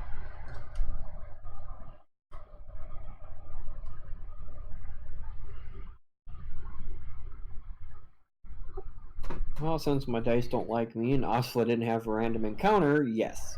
Unless you guys plan on doing something else during the day.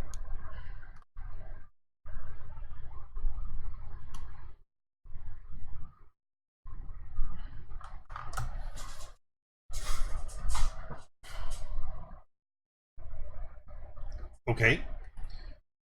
So it's nighttime. And then what?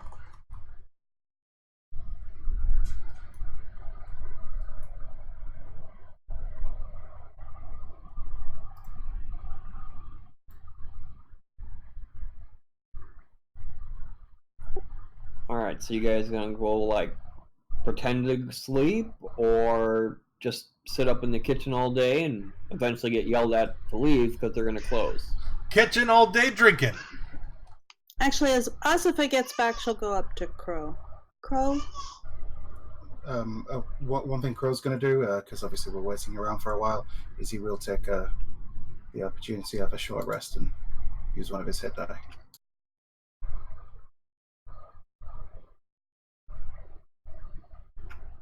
Yeah, as Ossifer comes up. You feeling better after your walk? Yes. I'm sorry I blew up at you. He just gives a very elaborate shrug with a hearty smile.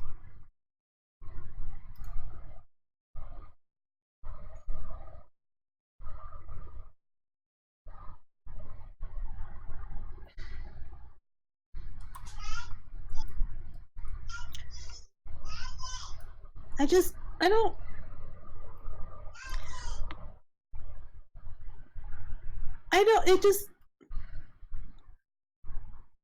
I don't even know what the right thing would have been. I mean, it doesn't seem right to interfere in the duel, but I get the point that it doesn't seem right to let Roland take serious hurt.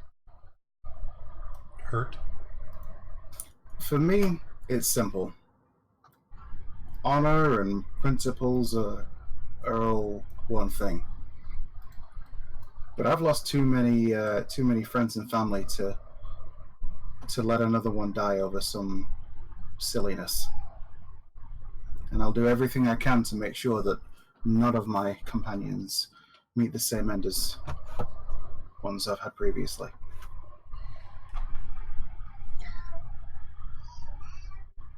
But I don't think.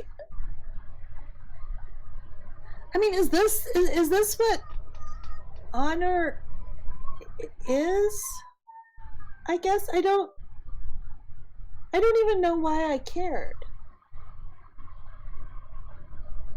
I don't know why I reacted so strongly to it. I mean, I mean, I know her. I mean, we've been traveling along with her in the party, and I didn't particularly like her and all, but she was a person.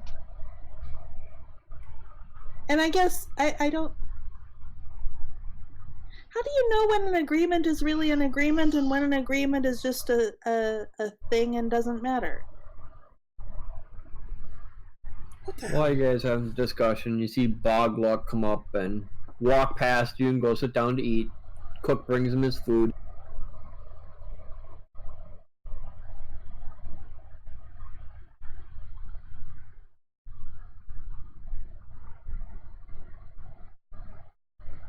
I mean, and some people like him, right? That walk past us. I mean, just sort of saw it all in fun, but it didn't. And yeah, and I know there was, the entertainment aspect when the whole thing first started and all. But is that what entertainment is? Would you prefer we allow him to die for entertainment?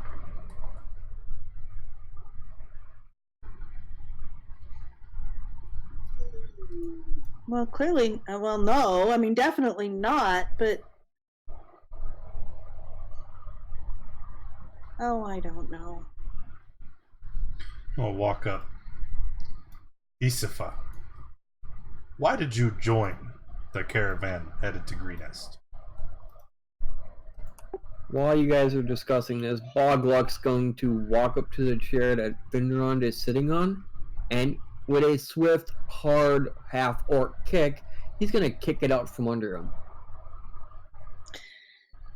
And Asifa rages and stands up and tries to slug him.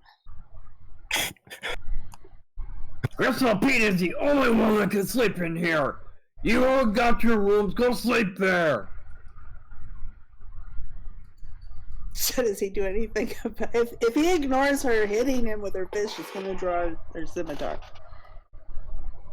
He ignores you, walks back to the table, sits back down, and goes back to his food.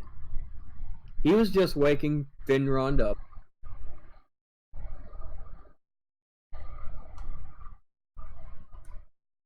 Well, so she'll sit back down, clearly unsettled.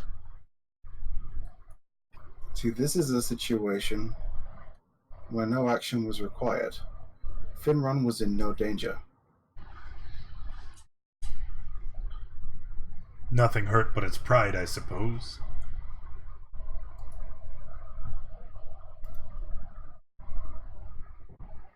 So you asked why I joined the caravan. I don't think it list. matters. He's kicking us out of the kitchen. I think it was just Finron because he was sleeping in here. Or Maybe? at least pretending. Yeah. Finron was pretending to sleep and then he kicked him out because he was sleeping. Or at least booked. And said no one was allowed to sleep in there. Okay. He said no one was allowed to sleep in there other than Gristle Pete. Upon hearing his name, the cook looks up and turns around, thinking something is wrong. Realizing he's not in trouble, he goes back to the stove. So, turn back to Isfa. Yes. Why did you become an adventurer?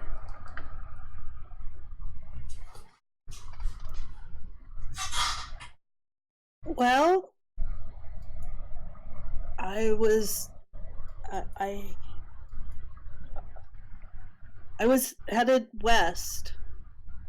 I wanted to see these dunes of water I heard travelers talking about. And I couldn't I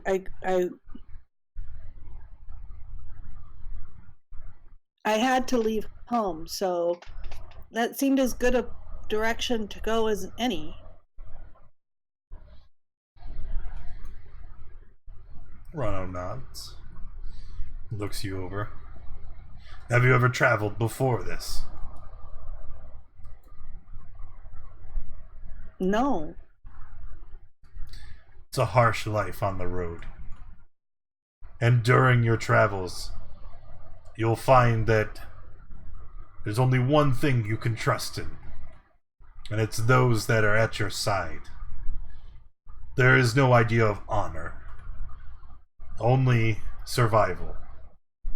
And if we would not have stepped in, and I thumb my finger over at Roland, he would have surely died. So you tell me, what's more important? Your human notion of honor and fairness? Or the fact that he still draws breath at the end of the day?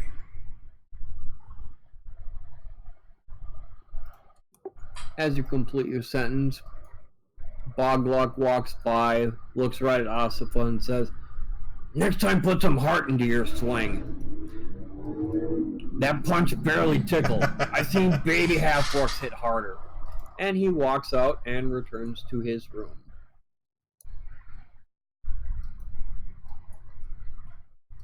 And Osifa is sitting kind of No, looking actually, very small and uncertain. you're kind of standing in front of the door, actually. I am? Yeah. Oh. Yes. Okay, so I would sit down. I would sit down then and look very small and uncertain. Oh, sure enough, I am. Oh, because I was talking to Crow. I guess I'll sit down over there.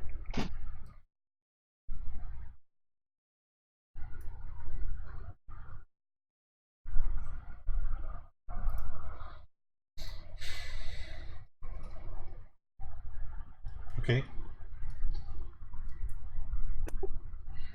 Alright, it's getting later in the evening.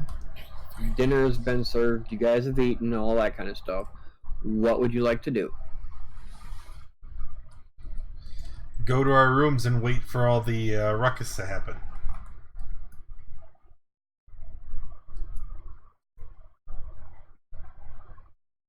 Yeah, listen out for some sounds of ruckus.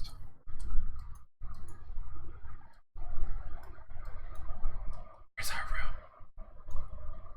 Yeah, I didn't know either.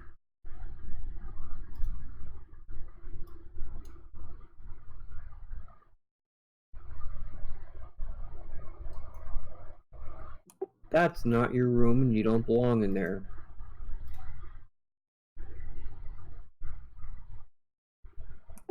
Your guys' sleeping room is the one directly in front of you. For those that haven't moved. The table? No, stables are through the double door to the south.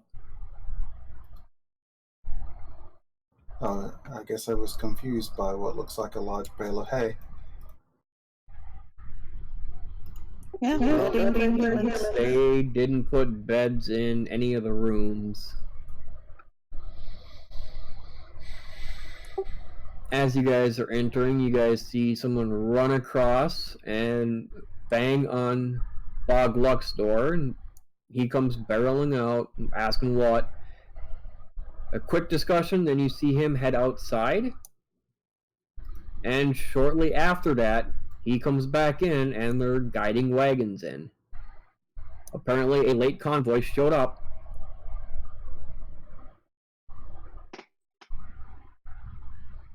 So Osville will go out and we'll start, looking around for what can be helpful. Either calming horses, lugging boxes, whatever.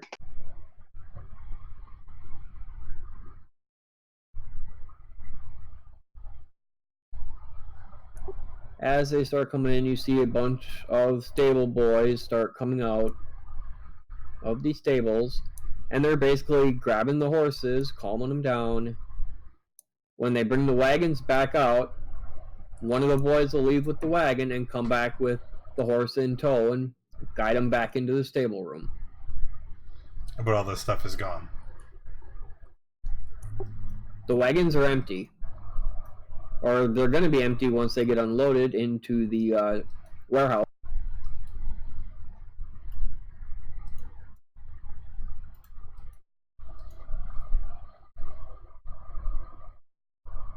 It's basically the same scene that you guys saw when Lou showed up this morning.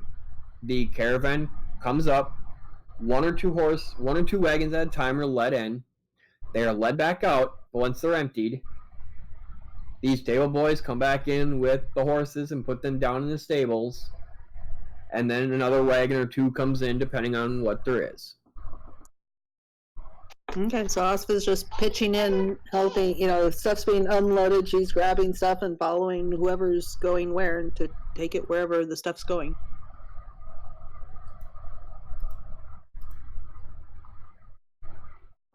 Crow is just watching them but staying out of the way.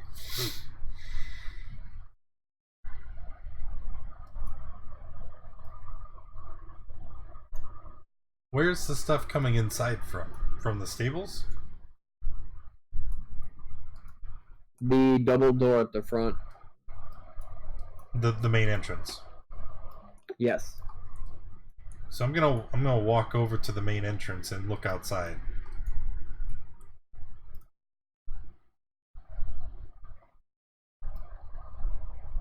And as you get to the door, you can see that they're bringing the next wagon in. So does anyone object to Osifa picking up stuff and carrying it along with everybody else? So far, no one has said anything. And you can see basically when they take the piles of lumber off, where those go, where any bricks are stacked, any other building materials, they would get placed in the warehouse. Are there any identifying... Sorry. Are there any identifying marks that show that these are like cultists or I mean...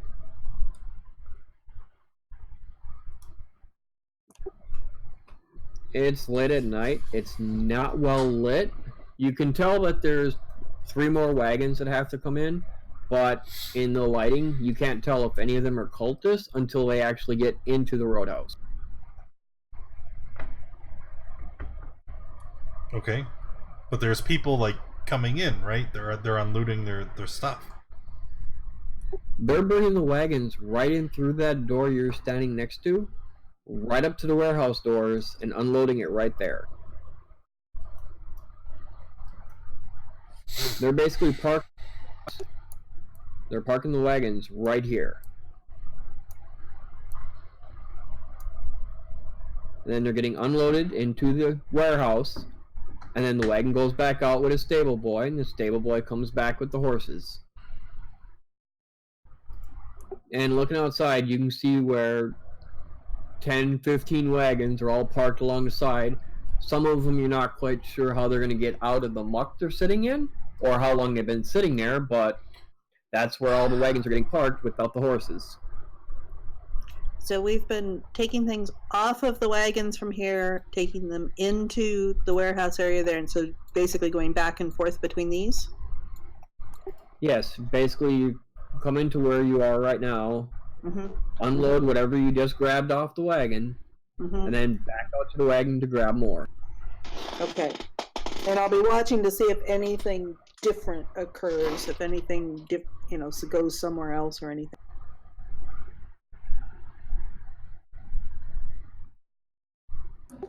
As you guys are watching this, the last wagon comes in.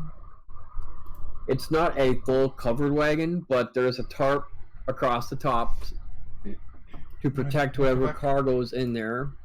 Where'd my Bogluck comes in and says my game go? That basically you're a guard. You don't need to be doing this. We got laborers to unload. I'm not doing anything else at the moment. You might as well put me to work. We'll put you on guard duty first thing in the morning then. Better get some sleep. Oh, all right.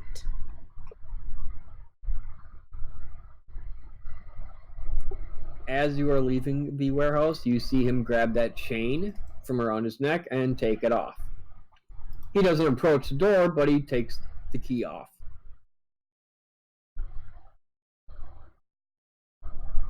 So I mildly trip or something, and I reach down to sort of, or kick it, whatever I tripped over, and what is he doing?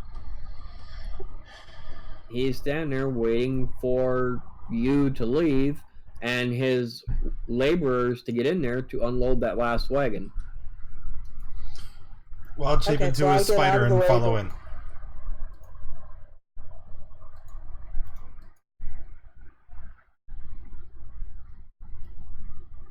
I did not mean to press that.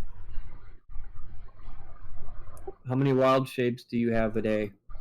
Well, it's been hours. Like, I would have had a rest since then.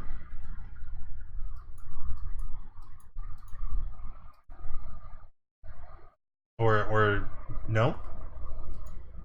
If we didn't get a rest, I don't have any.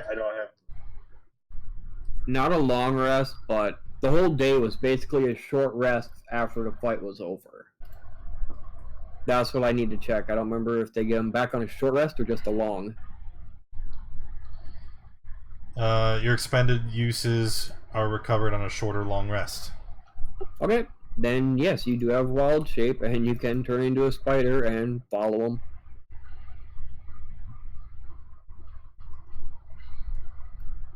Okay. So moving into the room, he goes and he unlocks the big padlock. Are you going into the warehouse? Okay, thank you. Yes. As they start hauling boxes in, you see them stacking them in the open spot in the center of the room.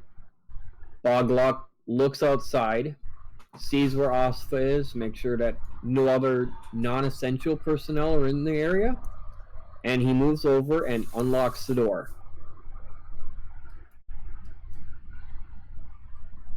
Okay. He then moves out of the side and he tells the laborers, be careful with that stuff and put it in the secure storeroom. They immediately start hauling it in there, and he's basically giving them direction of where to stack the boxes, what to put where.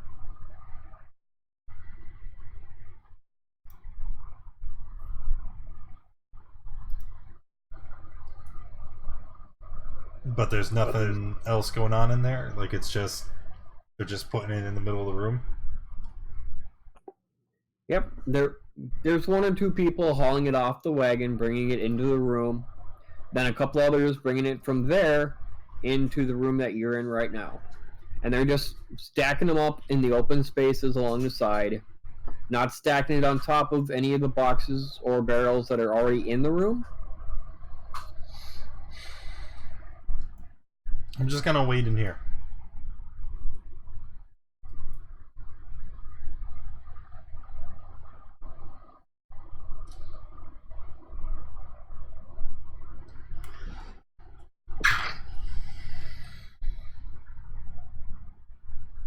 It's the middle of the night. This is, they're unloading this stuff. It's all super sketchy. We're gonna wait in here and see if we can hear what those hissing sounds were, and maybe we can figure it out.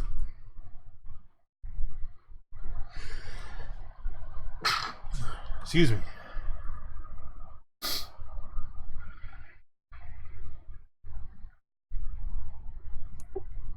After about an hour, hour and a half, they're done unloading it, stacking the boxes in there. You can see Bog locking the door and closing it, or closing it and locking it. You hear the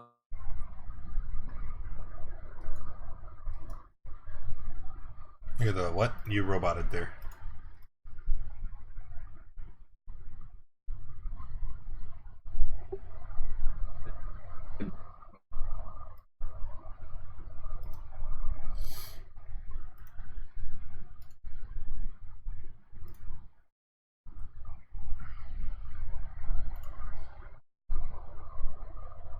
All right, one more time.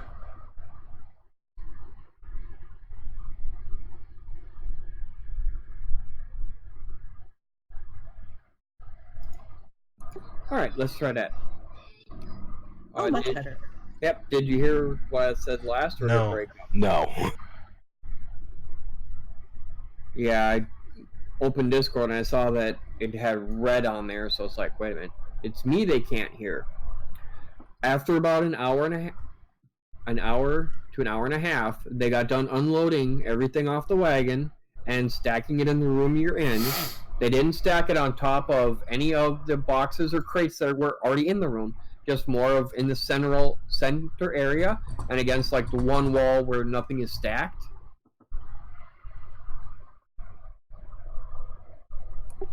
And when they get done, you can see Bogluck closing the door, and you can hear the padlock going on there and the door being secured.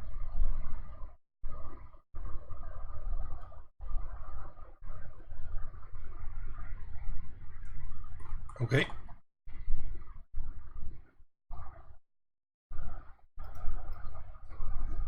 Like I said, I'm just gonna wait in here all night if I have to.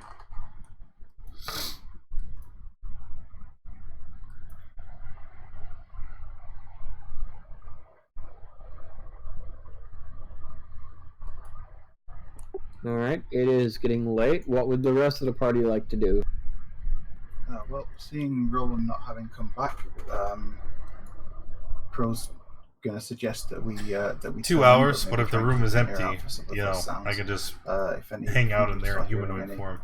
We can go and try and intervene. Just Just not sure what he's doing here. Help out first. We've been fucking around that here the for last 2 wagon? hours now. Yes, it was. That was the last wagon in.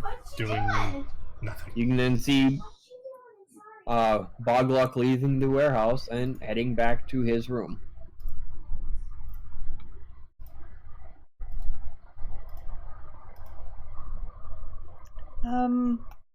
Well, if there's anything does happen, wake me up, and I. Is the kitchen bar thing closed?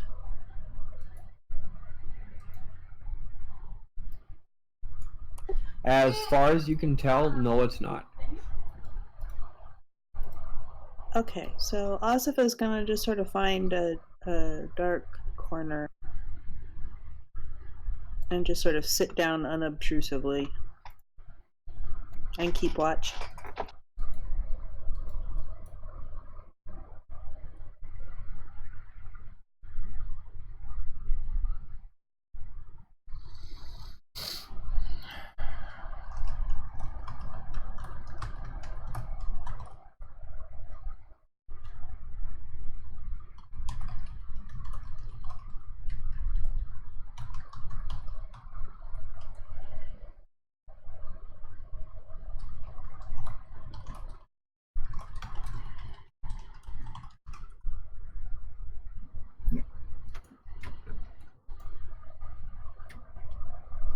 Crow's actively just listening out for any sounds.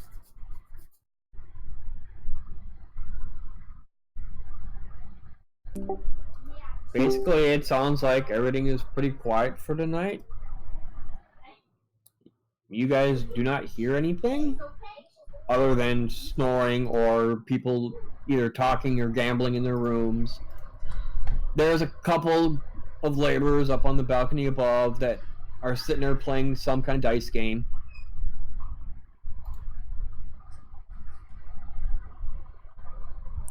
Otherwise, it's basically almost like an actual inn, but it's a roadhouse.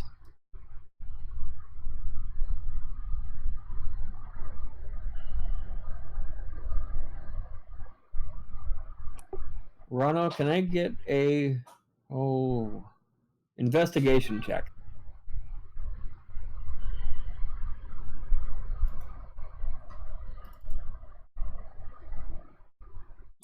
All right. As you examine the boxes, I'm not sure if you're actually opening any of them. Well, sure. Basically, you see gems and coins, just like the cultists were carrying, as if all the boxes just hauled in are stuff that the cultists have stolen.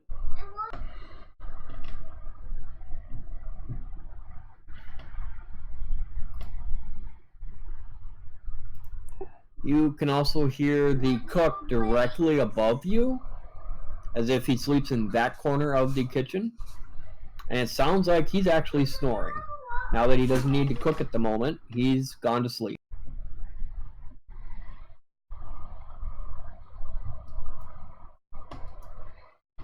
Alright, just keep waiting here.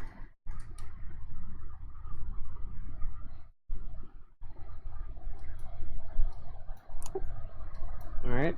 Around midnight, you don't need any perception check on this one. You obviously hear some kind of latch being unhooked. Doesn't sound like the padlock that you heard when Bog locked it up. But you can hear a latch being undone, and the crate with the ledger on it starts to tip over, and it tips out of the way. Hearing this noise, I'll reapply wild shape.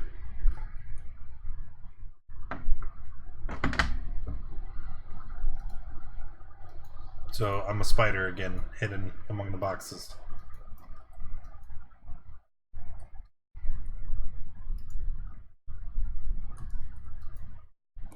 And you can see that underneath, very well concealed, was a trap door under that crate. Oh, very well. And since you didn't hear any noise from the crate itself, it's obvious that that crate was completely empty.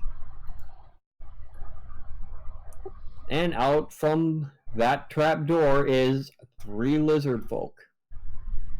As they come in, they just start grabbing crates, passing them to the guy in the back, and then he turns around and heads back down that hole.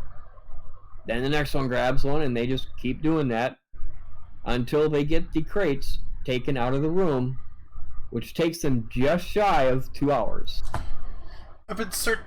So over the course of this 2 hours, while we're specifically listening out for sounds coming from that area, do we hear anything?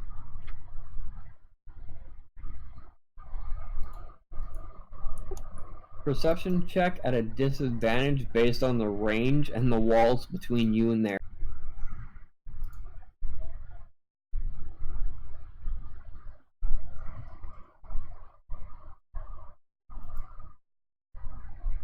Ooh, that disadvantage hurts.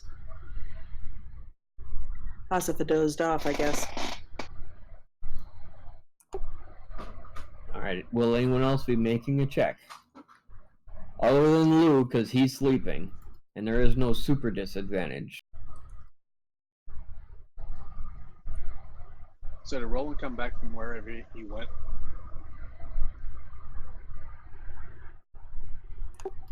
As far as I know, you did, yes. Okay. So then I'll be...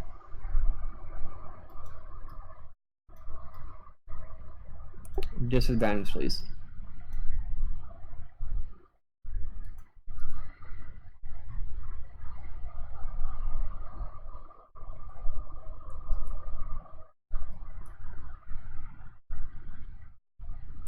Alright. over the noise of the people directly above you playing their dice game, Asifa, you do not hear a thing out of the ordinary. Crow and Roland, you guys heard what sounded like a door, but you don't see any doors opened. But with people coming and going, that could have been anybody on either level, leaving their room to go outside to take care of business. But it didn't have the exact same, almost like it was muffled, but you can't tell exactly where it came from or what the door was.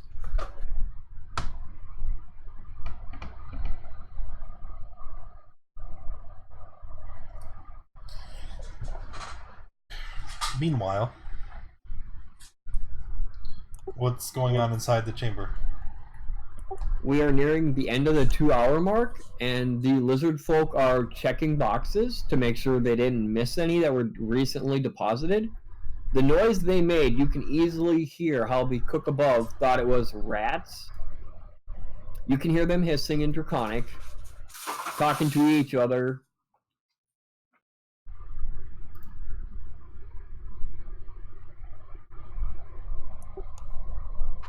Other than that, it's just basically, like I said, they came to swipe all those boxes that were deposited, and then off they're going.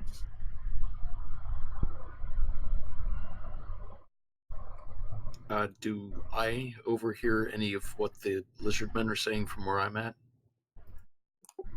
Disadvantage perception check, please. Because of the distance and the walls.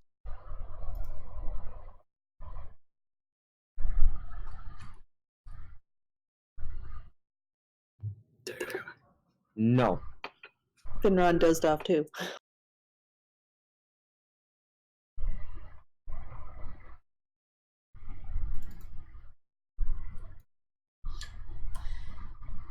Alright. So we're going to go, it's a couple minutes prior to the end of 2 hours. And we both know what that means. What would you like to do in those last 2 minutes? Oh.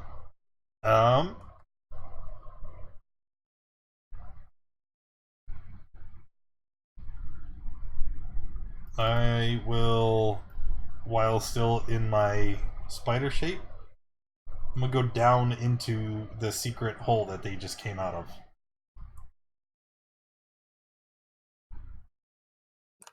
Alright, before you climb down, I'll let you know that as they grab the last boxes, it looks like they're not coming back, and one lizard folk is still up here double checking to make sure they got all the appropriate boxes. You know, I don't But even. the other two did not come back. I don't even particularly care. Like I know that there's the secret entrance there. We can just go through it tomorrow. So yeah, instead of going down into the hole, I guess I'm just gonna look. Is there like a tunnel or what's it look like? You can see what looks like very crude stairs, and it leads down into a tunnel, which looks like it goes below the marsh, but you can't tell exactly how far down it goes. You do see a single light source at the bottom, but you can't tell whether it be a candle and it's closer than you think, or a torch farther away. Right. Then I'm going to walk outside the room, underneath the door. As soon as you get underneath the door, your 2 hours pass. Cool. So I'm back in humanoid shape on this side. I'm just gonna walk out and go to our room.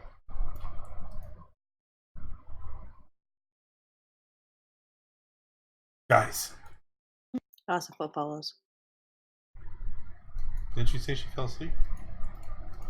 No, Guys. who's asleep? Oh, She said she must have fell asleep based on her nat 1 on her perception. I'm gonna give Lou a swift kick. Wake up! What? Is everyone else going to join in there? Yes. I peek outside the door and motion everybody inside.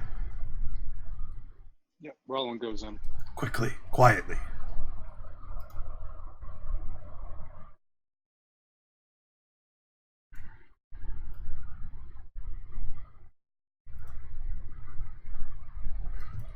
I follow.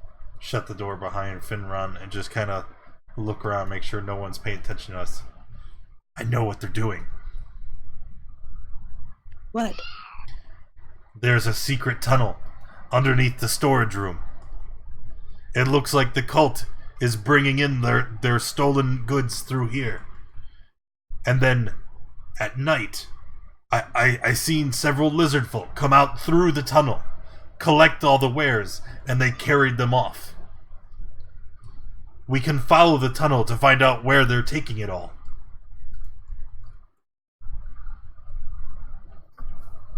Should we get after them now then? Or do we want to... Go ahead. Well, I think we're going to say the same thing.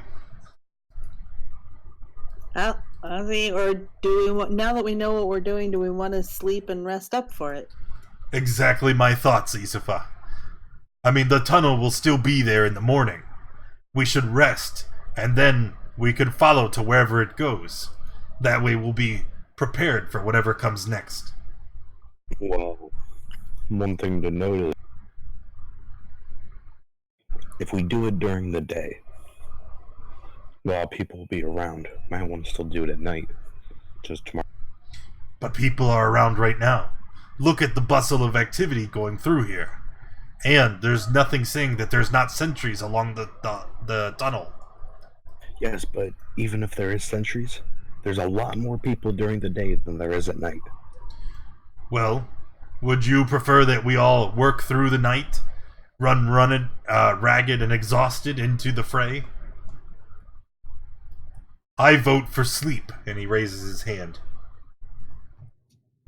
Yes, I concur. Even if there is more activity up here during the day, there will be less clandestine activity down there during the night, during the day.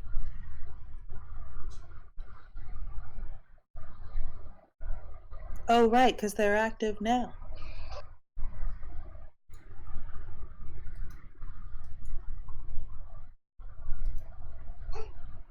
Well, what do you guys think?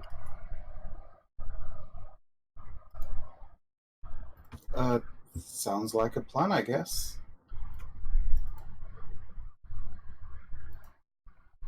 Fine then. I can at least try and mitigate some of the, the ease at which we would be spotted.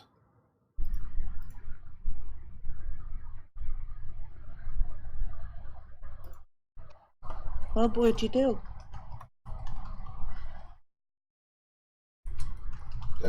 You'll see.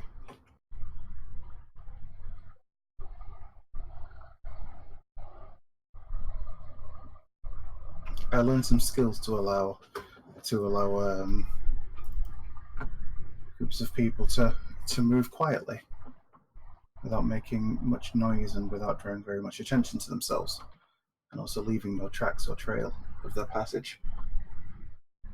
Yeah? How do we do that? Like I said, it's a skill that I have learned. Ooh, I've learned a new skill too that might come in handy actually. What's I've that? learned how to call my fey friends into battle. I like to do it. It's fun. Is it? Yes, and they're incredibly useful. I'm just gonna kind of stand in the corner where it might be dim, and then you guys see Lou just kind of vanishes. Hey, how'd you do that? If I That's stand, cool. if I stand perfectly still and don't move, no one can see me. Cool. That doesn't help while we're trying to cross a courtyard, though. Well, if they spot me, I'll just stand still, and they won't see.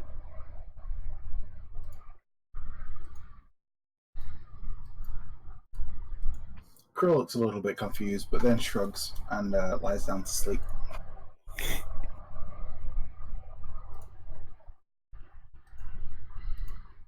Good night. Yeah, Asifa chooses a spot and settles down for the night too.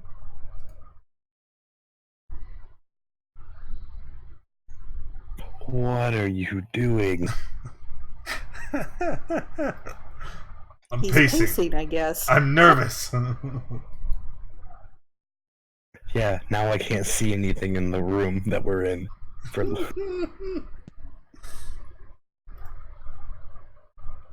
Rano, settle.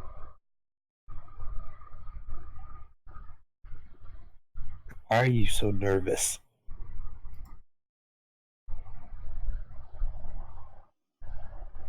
Yes, you should rest. And also, if you are gonna pace around, do it quieter. Stop stomping everything. So, sleep? Sleep. Yep.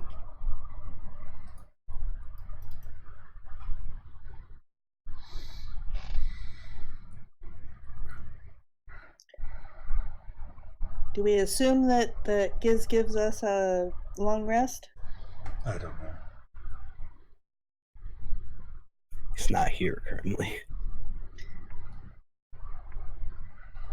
Yeah, that's why this would be a good time to do that. But he might come back cranky and hit us with something. Alright, roll initiative for a red dragon fight. Aha! I knew it! I knew that Dragon Slayer would come in handy. Thank you for that short break. I had to go. Had to take care of my pump screaming at me. Yep. Alright, so you guys are taking a long rest then? Yep. If you let us, yes. Not let you guys take a long rest? What kind of mean DM do you think I am? The worst. The very best kind of mean DM. The best of the worst. Daddy Warbucks. Exactly. Oh. You're still alive. I am not Daddy Warbucks. Okay, morning time comes, and you guys can hear the hustle and bustle going on outside of some wagons being loaded. And when you look out, it looks like it's mostly cultist wagons that are being loaded, and a few other wagons that are full of the exhausted laborers and guards that are going to be headed back to Waterdeep for some well-deserved rest and relaxation. As far as you guys can tell, all the cultists here at the Roadhouse are in that caravan. Well, so Asifa will be there helping doing the loading stuff, like she helped with unloading. If it's clear what's being picked up and put in. Wait, why? As Asifa moves to leave the room, Crow will attempt to stop her. We should wait. Wait for them to not be loading and unloading stuff, and then we can go from here and try and get into the warehouse and see what's going on in there, rather than going out and, being in their line of sight. But isn't it better to be normally seen going in and out of there all the time anyway? They won't see us going in. Okay. And remember, we're not supposed to be going in and out of there. We're not laborers. We're guards.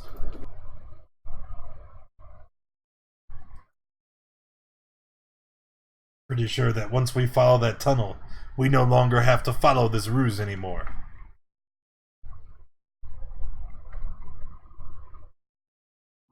So, yeah, we're going to wait for them to stop, loading, and for people to be not coming in and out of the warehouse.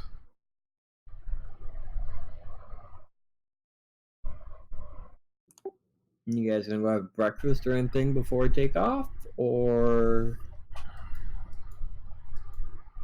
We really want to be quiet. We just eat rations out of our packs. Good berries for everyone. Good berries for everyone.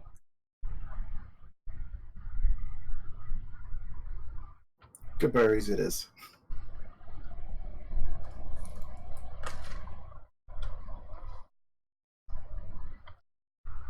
So, do we find that opportune time? well, since nobody's actually peeking their head out the door, it sounds like the last wagon is being loaded, but you're really not completely sure because you know that they load and unload, then switch out the wagons.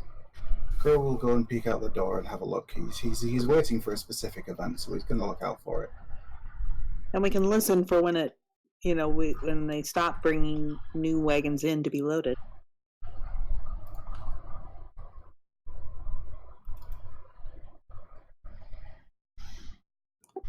And as that last wagon inside the Roadhouse heads towards the door, Crow, you see the all-familiar sight of a certain gnome female smiling at you and waving goodbye. And she's sitting on what looks like one of the cult wagons. Okay. And once the wagon that Gemna is on leaves, they do not bring any more in, and you see Bog Luck head upstairs for probably breakfast. All right. It looks like a lot of them are gone. The gnome has departed with the cultists. Probably have to ask more of her questions. And Bogluck appears to have gone upstairs, likely for some breakfast. So I believe now is the best time to be going.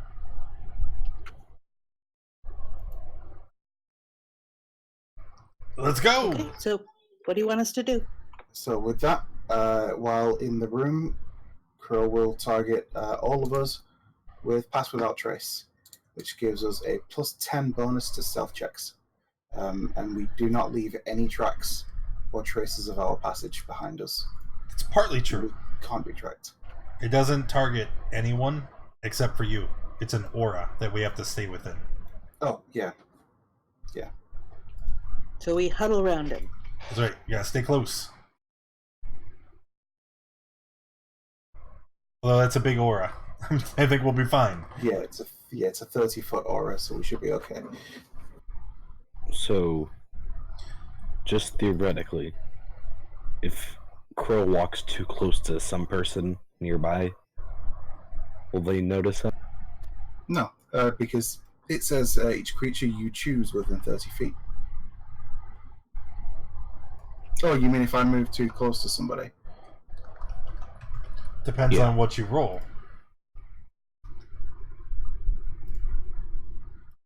Okay. Yeah, I mean, ideally we want to try and stick to like cover and whatnot if we can. But I rolled a 33. Isifa rolled a 14.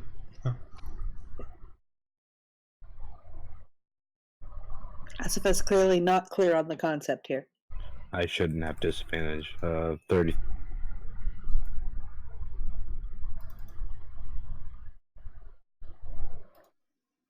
$36. So now it's just, is Isifa's 14? Well, it should, I mean, like, above the table. Like, most things have a passive of, like, 12 to 16. So as long as there's not something, like, really, really alert here.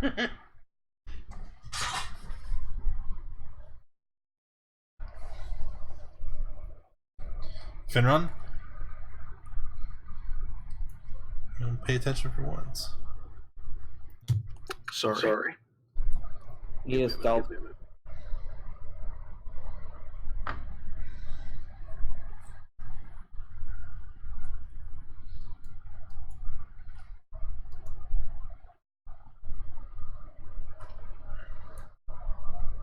So 24.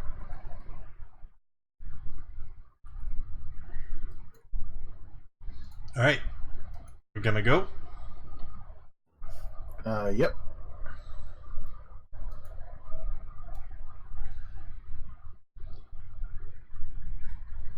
Guys, gotta move on.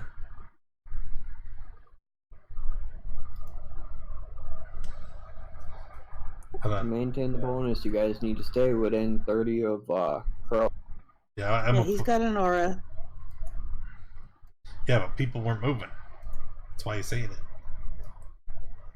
Well, wanna stop there? Very laggy. It's just roll 20.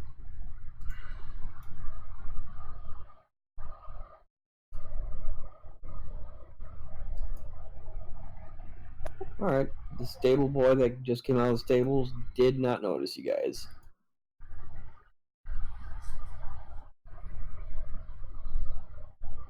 I'm gonna throw my hand up telling Crow to stop!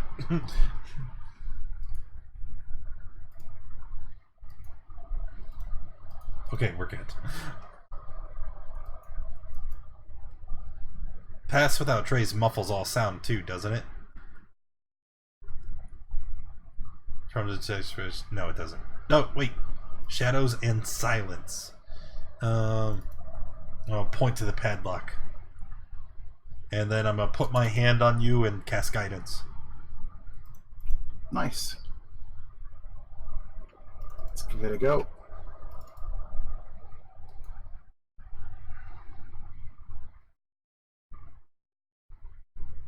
Oh, easy peasy. Oh, sorry, it's not plus 12, it's plus 2. Still 24. It's Yeah, still 24 though.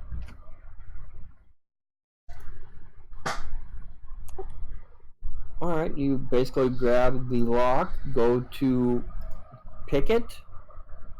Your picks barely make it inside the tumbler when it clicks open. Alright. So then with the padlock removed, I'm gonna kind of push in front. And I'm gonna go to the box that had the ledger on it and then pull it aside to reveal the trapdoor. So you're going to try to slide it? Yeah, I'm gonna open it the way I saw them do it. Trying to slide it, you realize it is securely fastened to the floor. But then you remember from the night before when the lizard folk came up, it was a tip up. But that was after you heard latch being undone on the bottom side. How big of a well, I guess I could wild shape into a spider, go through the cracks, and then unwild shape and undo the latch. Is what kind of like is it like a padlock attached to a? It's underneath. It's on the bottom side. Hmm. Failing that, we take the crowbar and we smash it open.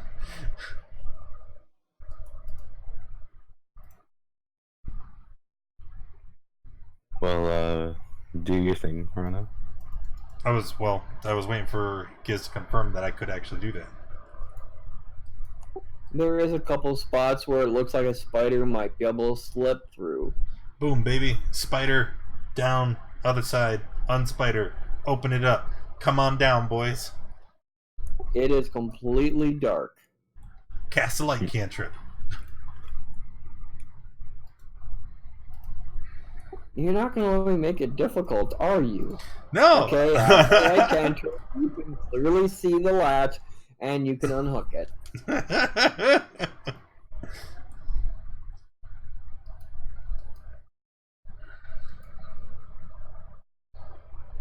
Alright, so is everyone going to go down into the tunnel? Yep. Into the dark, scary tunnel.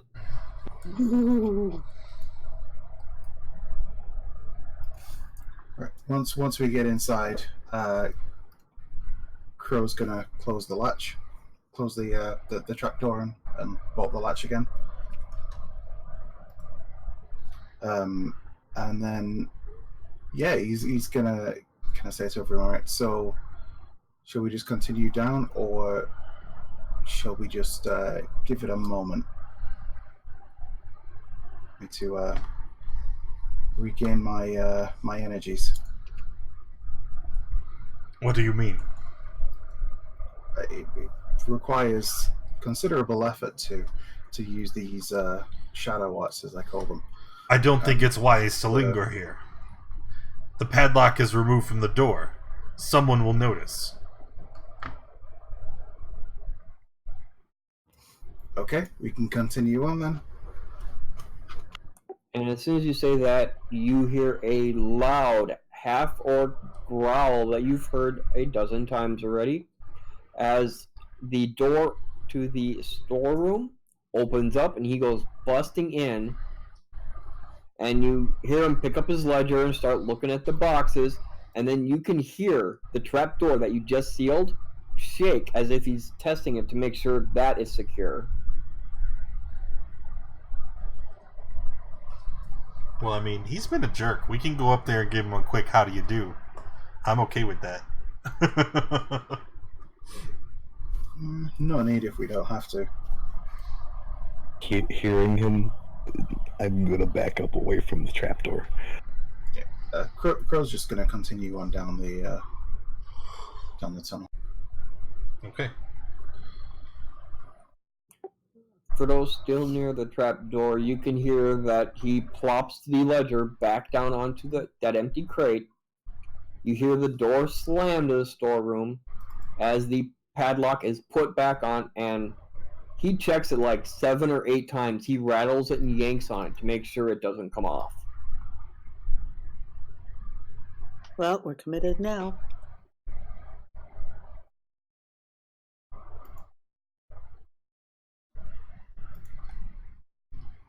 Okay, so down the tunnel. And Roland starts following Crow.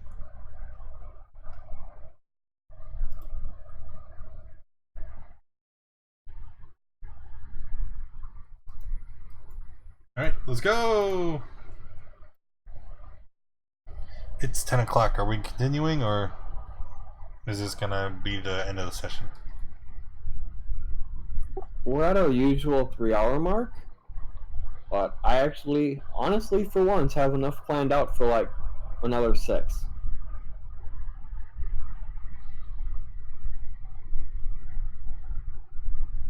Another 6 hours? Yeah. So, yes, you want to end the session. So that sounds like we could keep going for a while if we're all amenable. Here, let me rephrase that. End the session. I may have to duck out soon. Yeah, we always end at 10. Why change it? Alright, we can end it now then. You guys did have a long rest before this. A few minor spell slots have been spent. You guys are basically stopping in the tunnel, where all kinds of nasties can come and kill you guys before next week. I'm gonna hold an action against Fireball. What? I like these odds. Can't you just wait till I get evasion? Alright. Well, that's going to be it. Thanks for hanging out, everybody. Appreciate you being here. If you enjoyed the stream, make sure you hit that follow button. If you haven't already joined us in Discord, that's where you need to be if you want to get involved in the game yourself. And check out our merch. Lots of new stuff was added recently, and it's really, really cool. See you tomorrow for Ghost of Saltmarsh.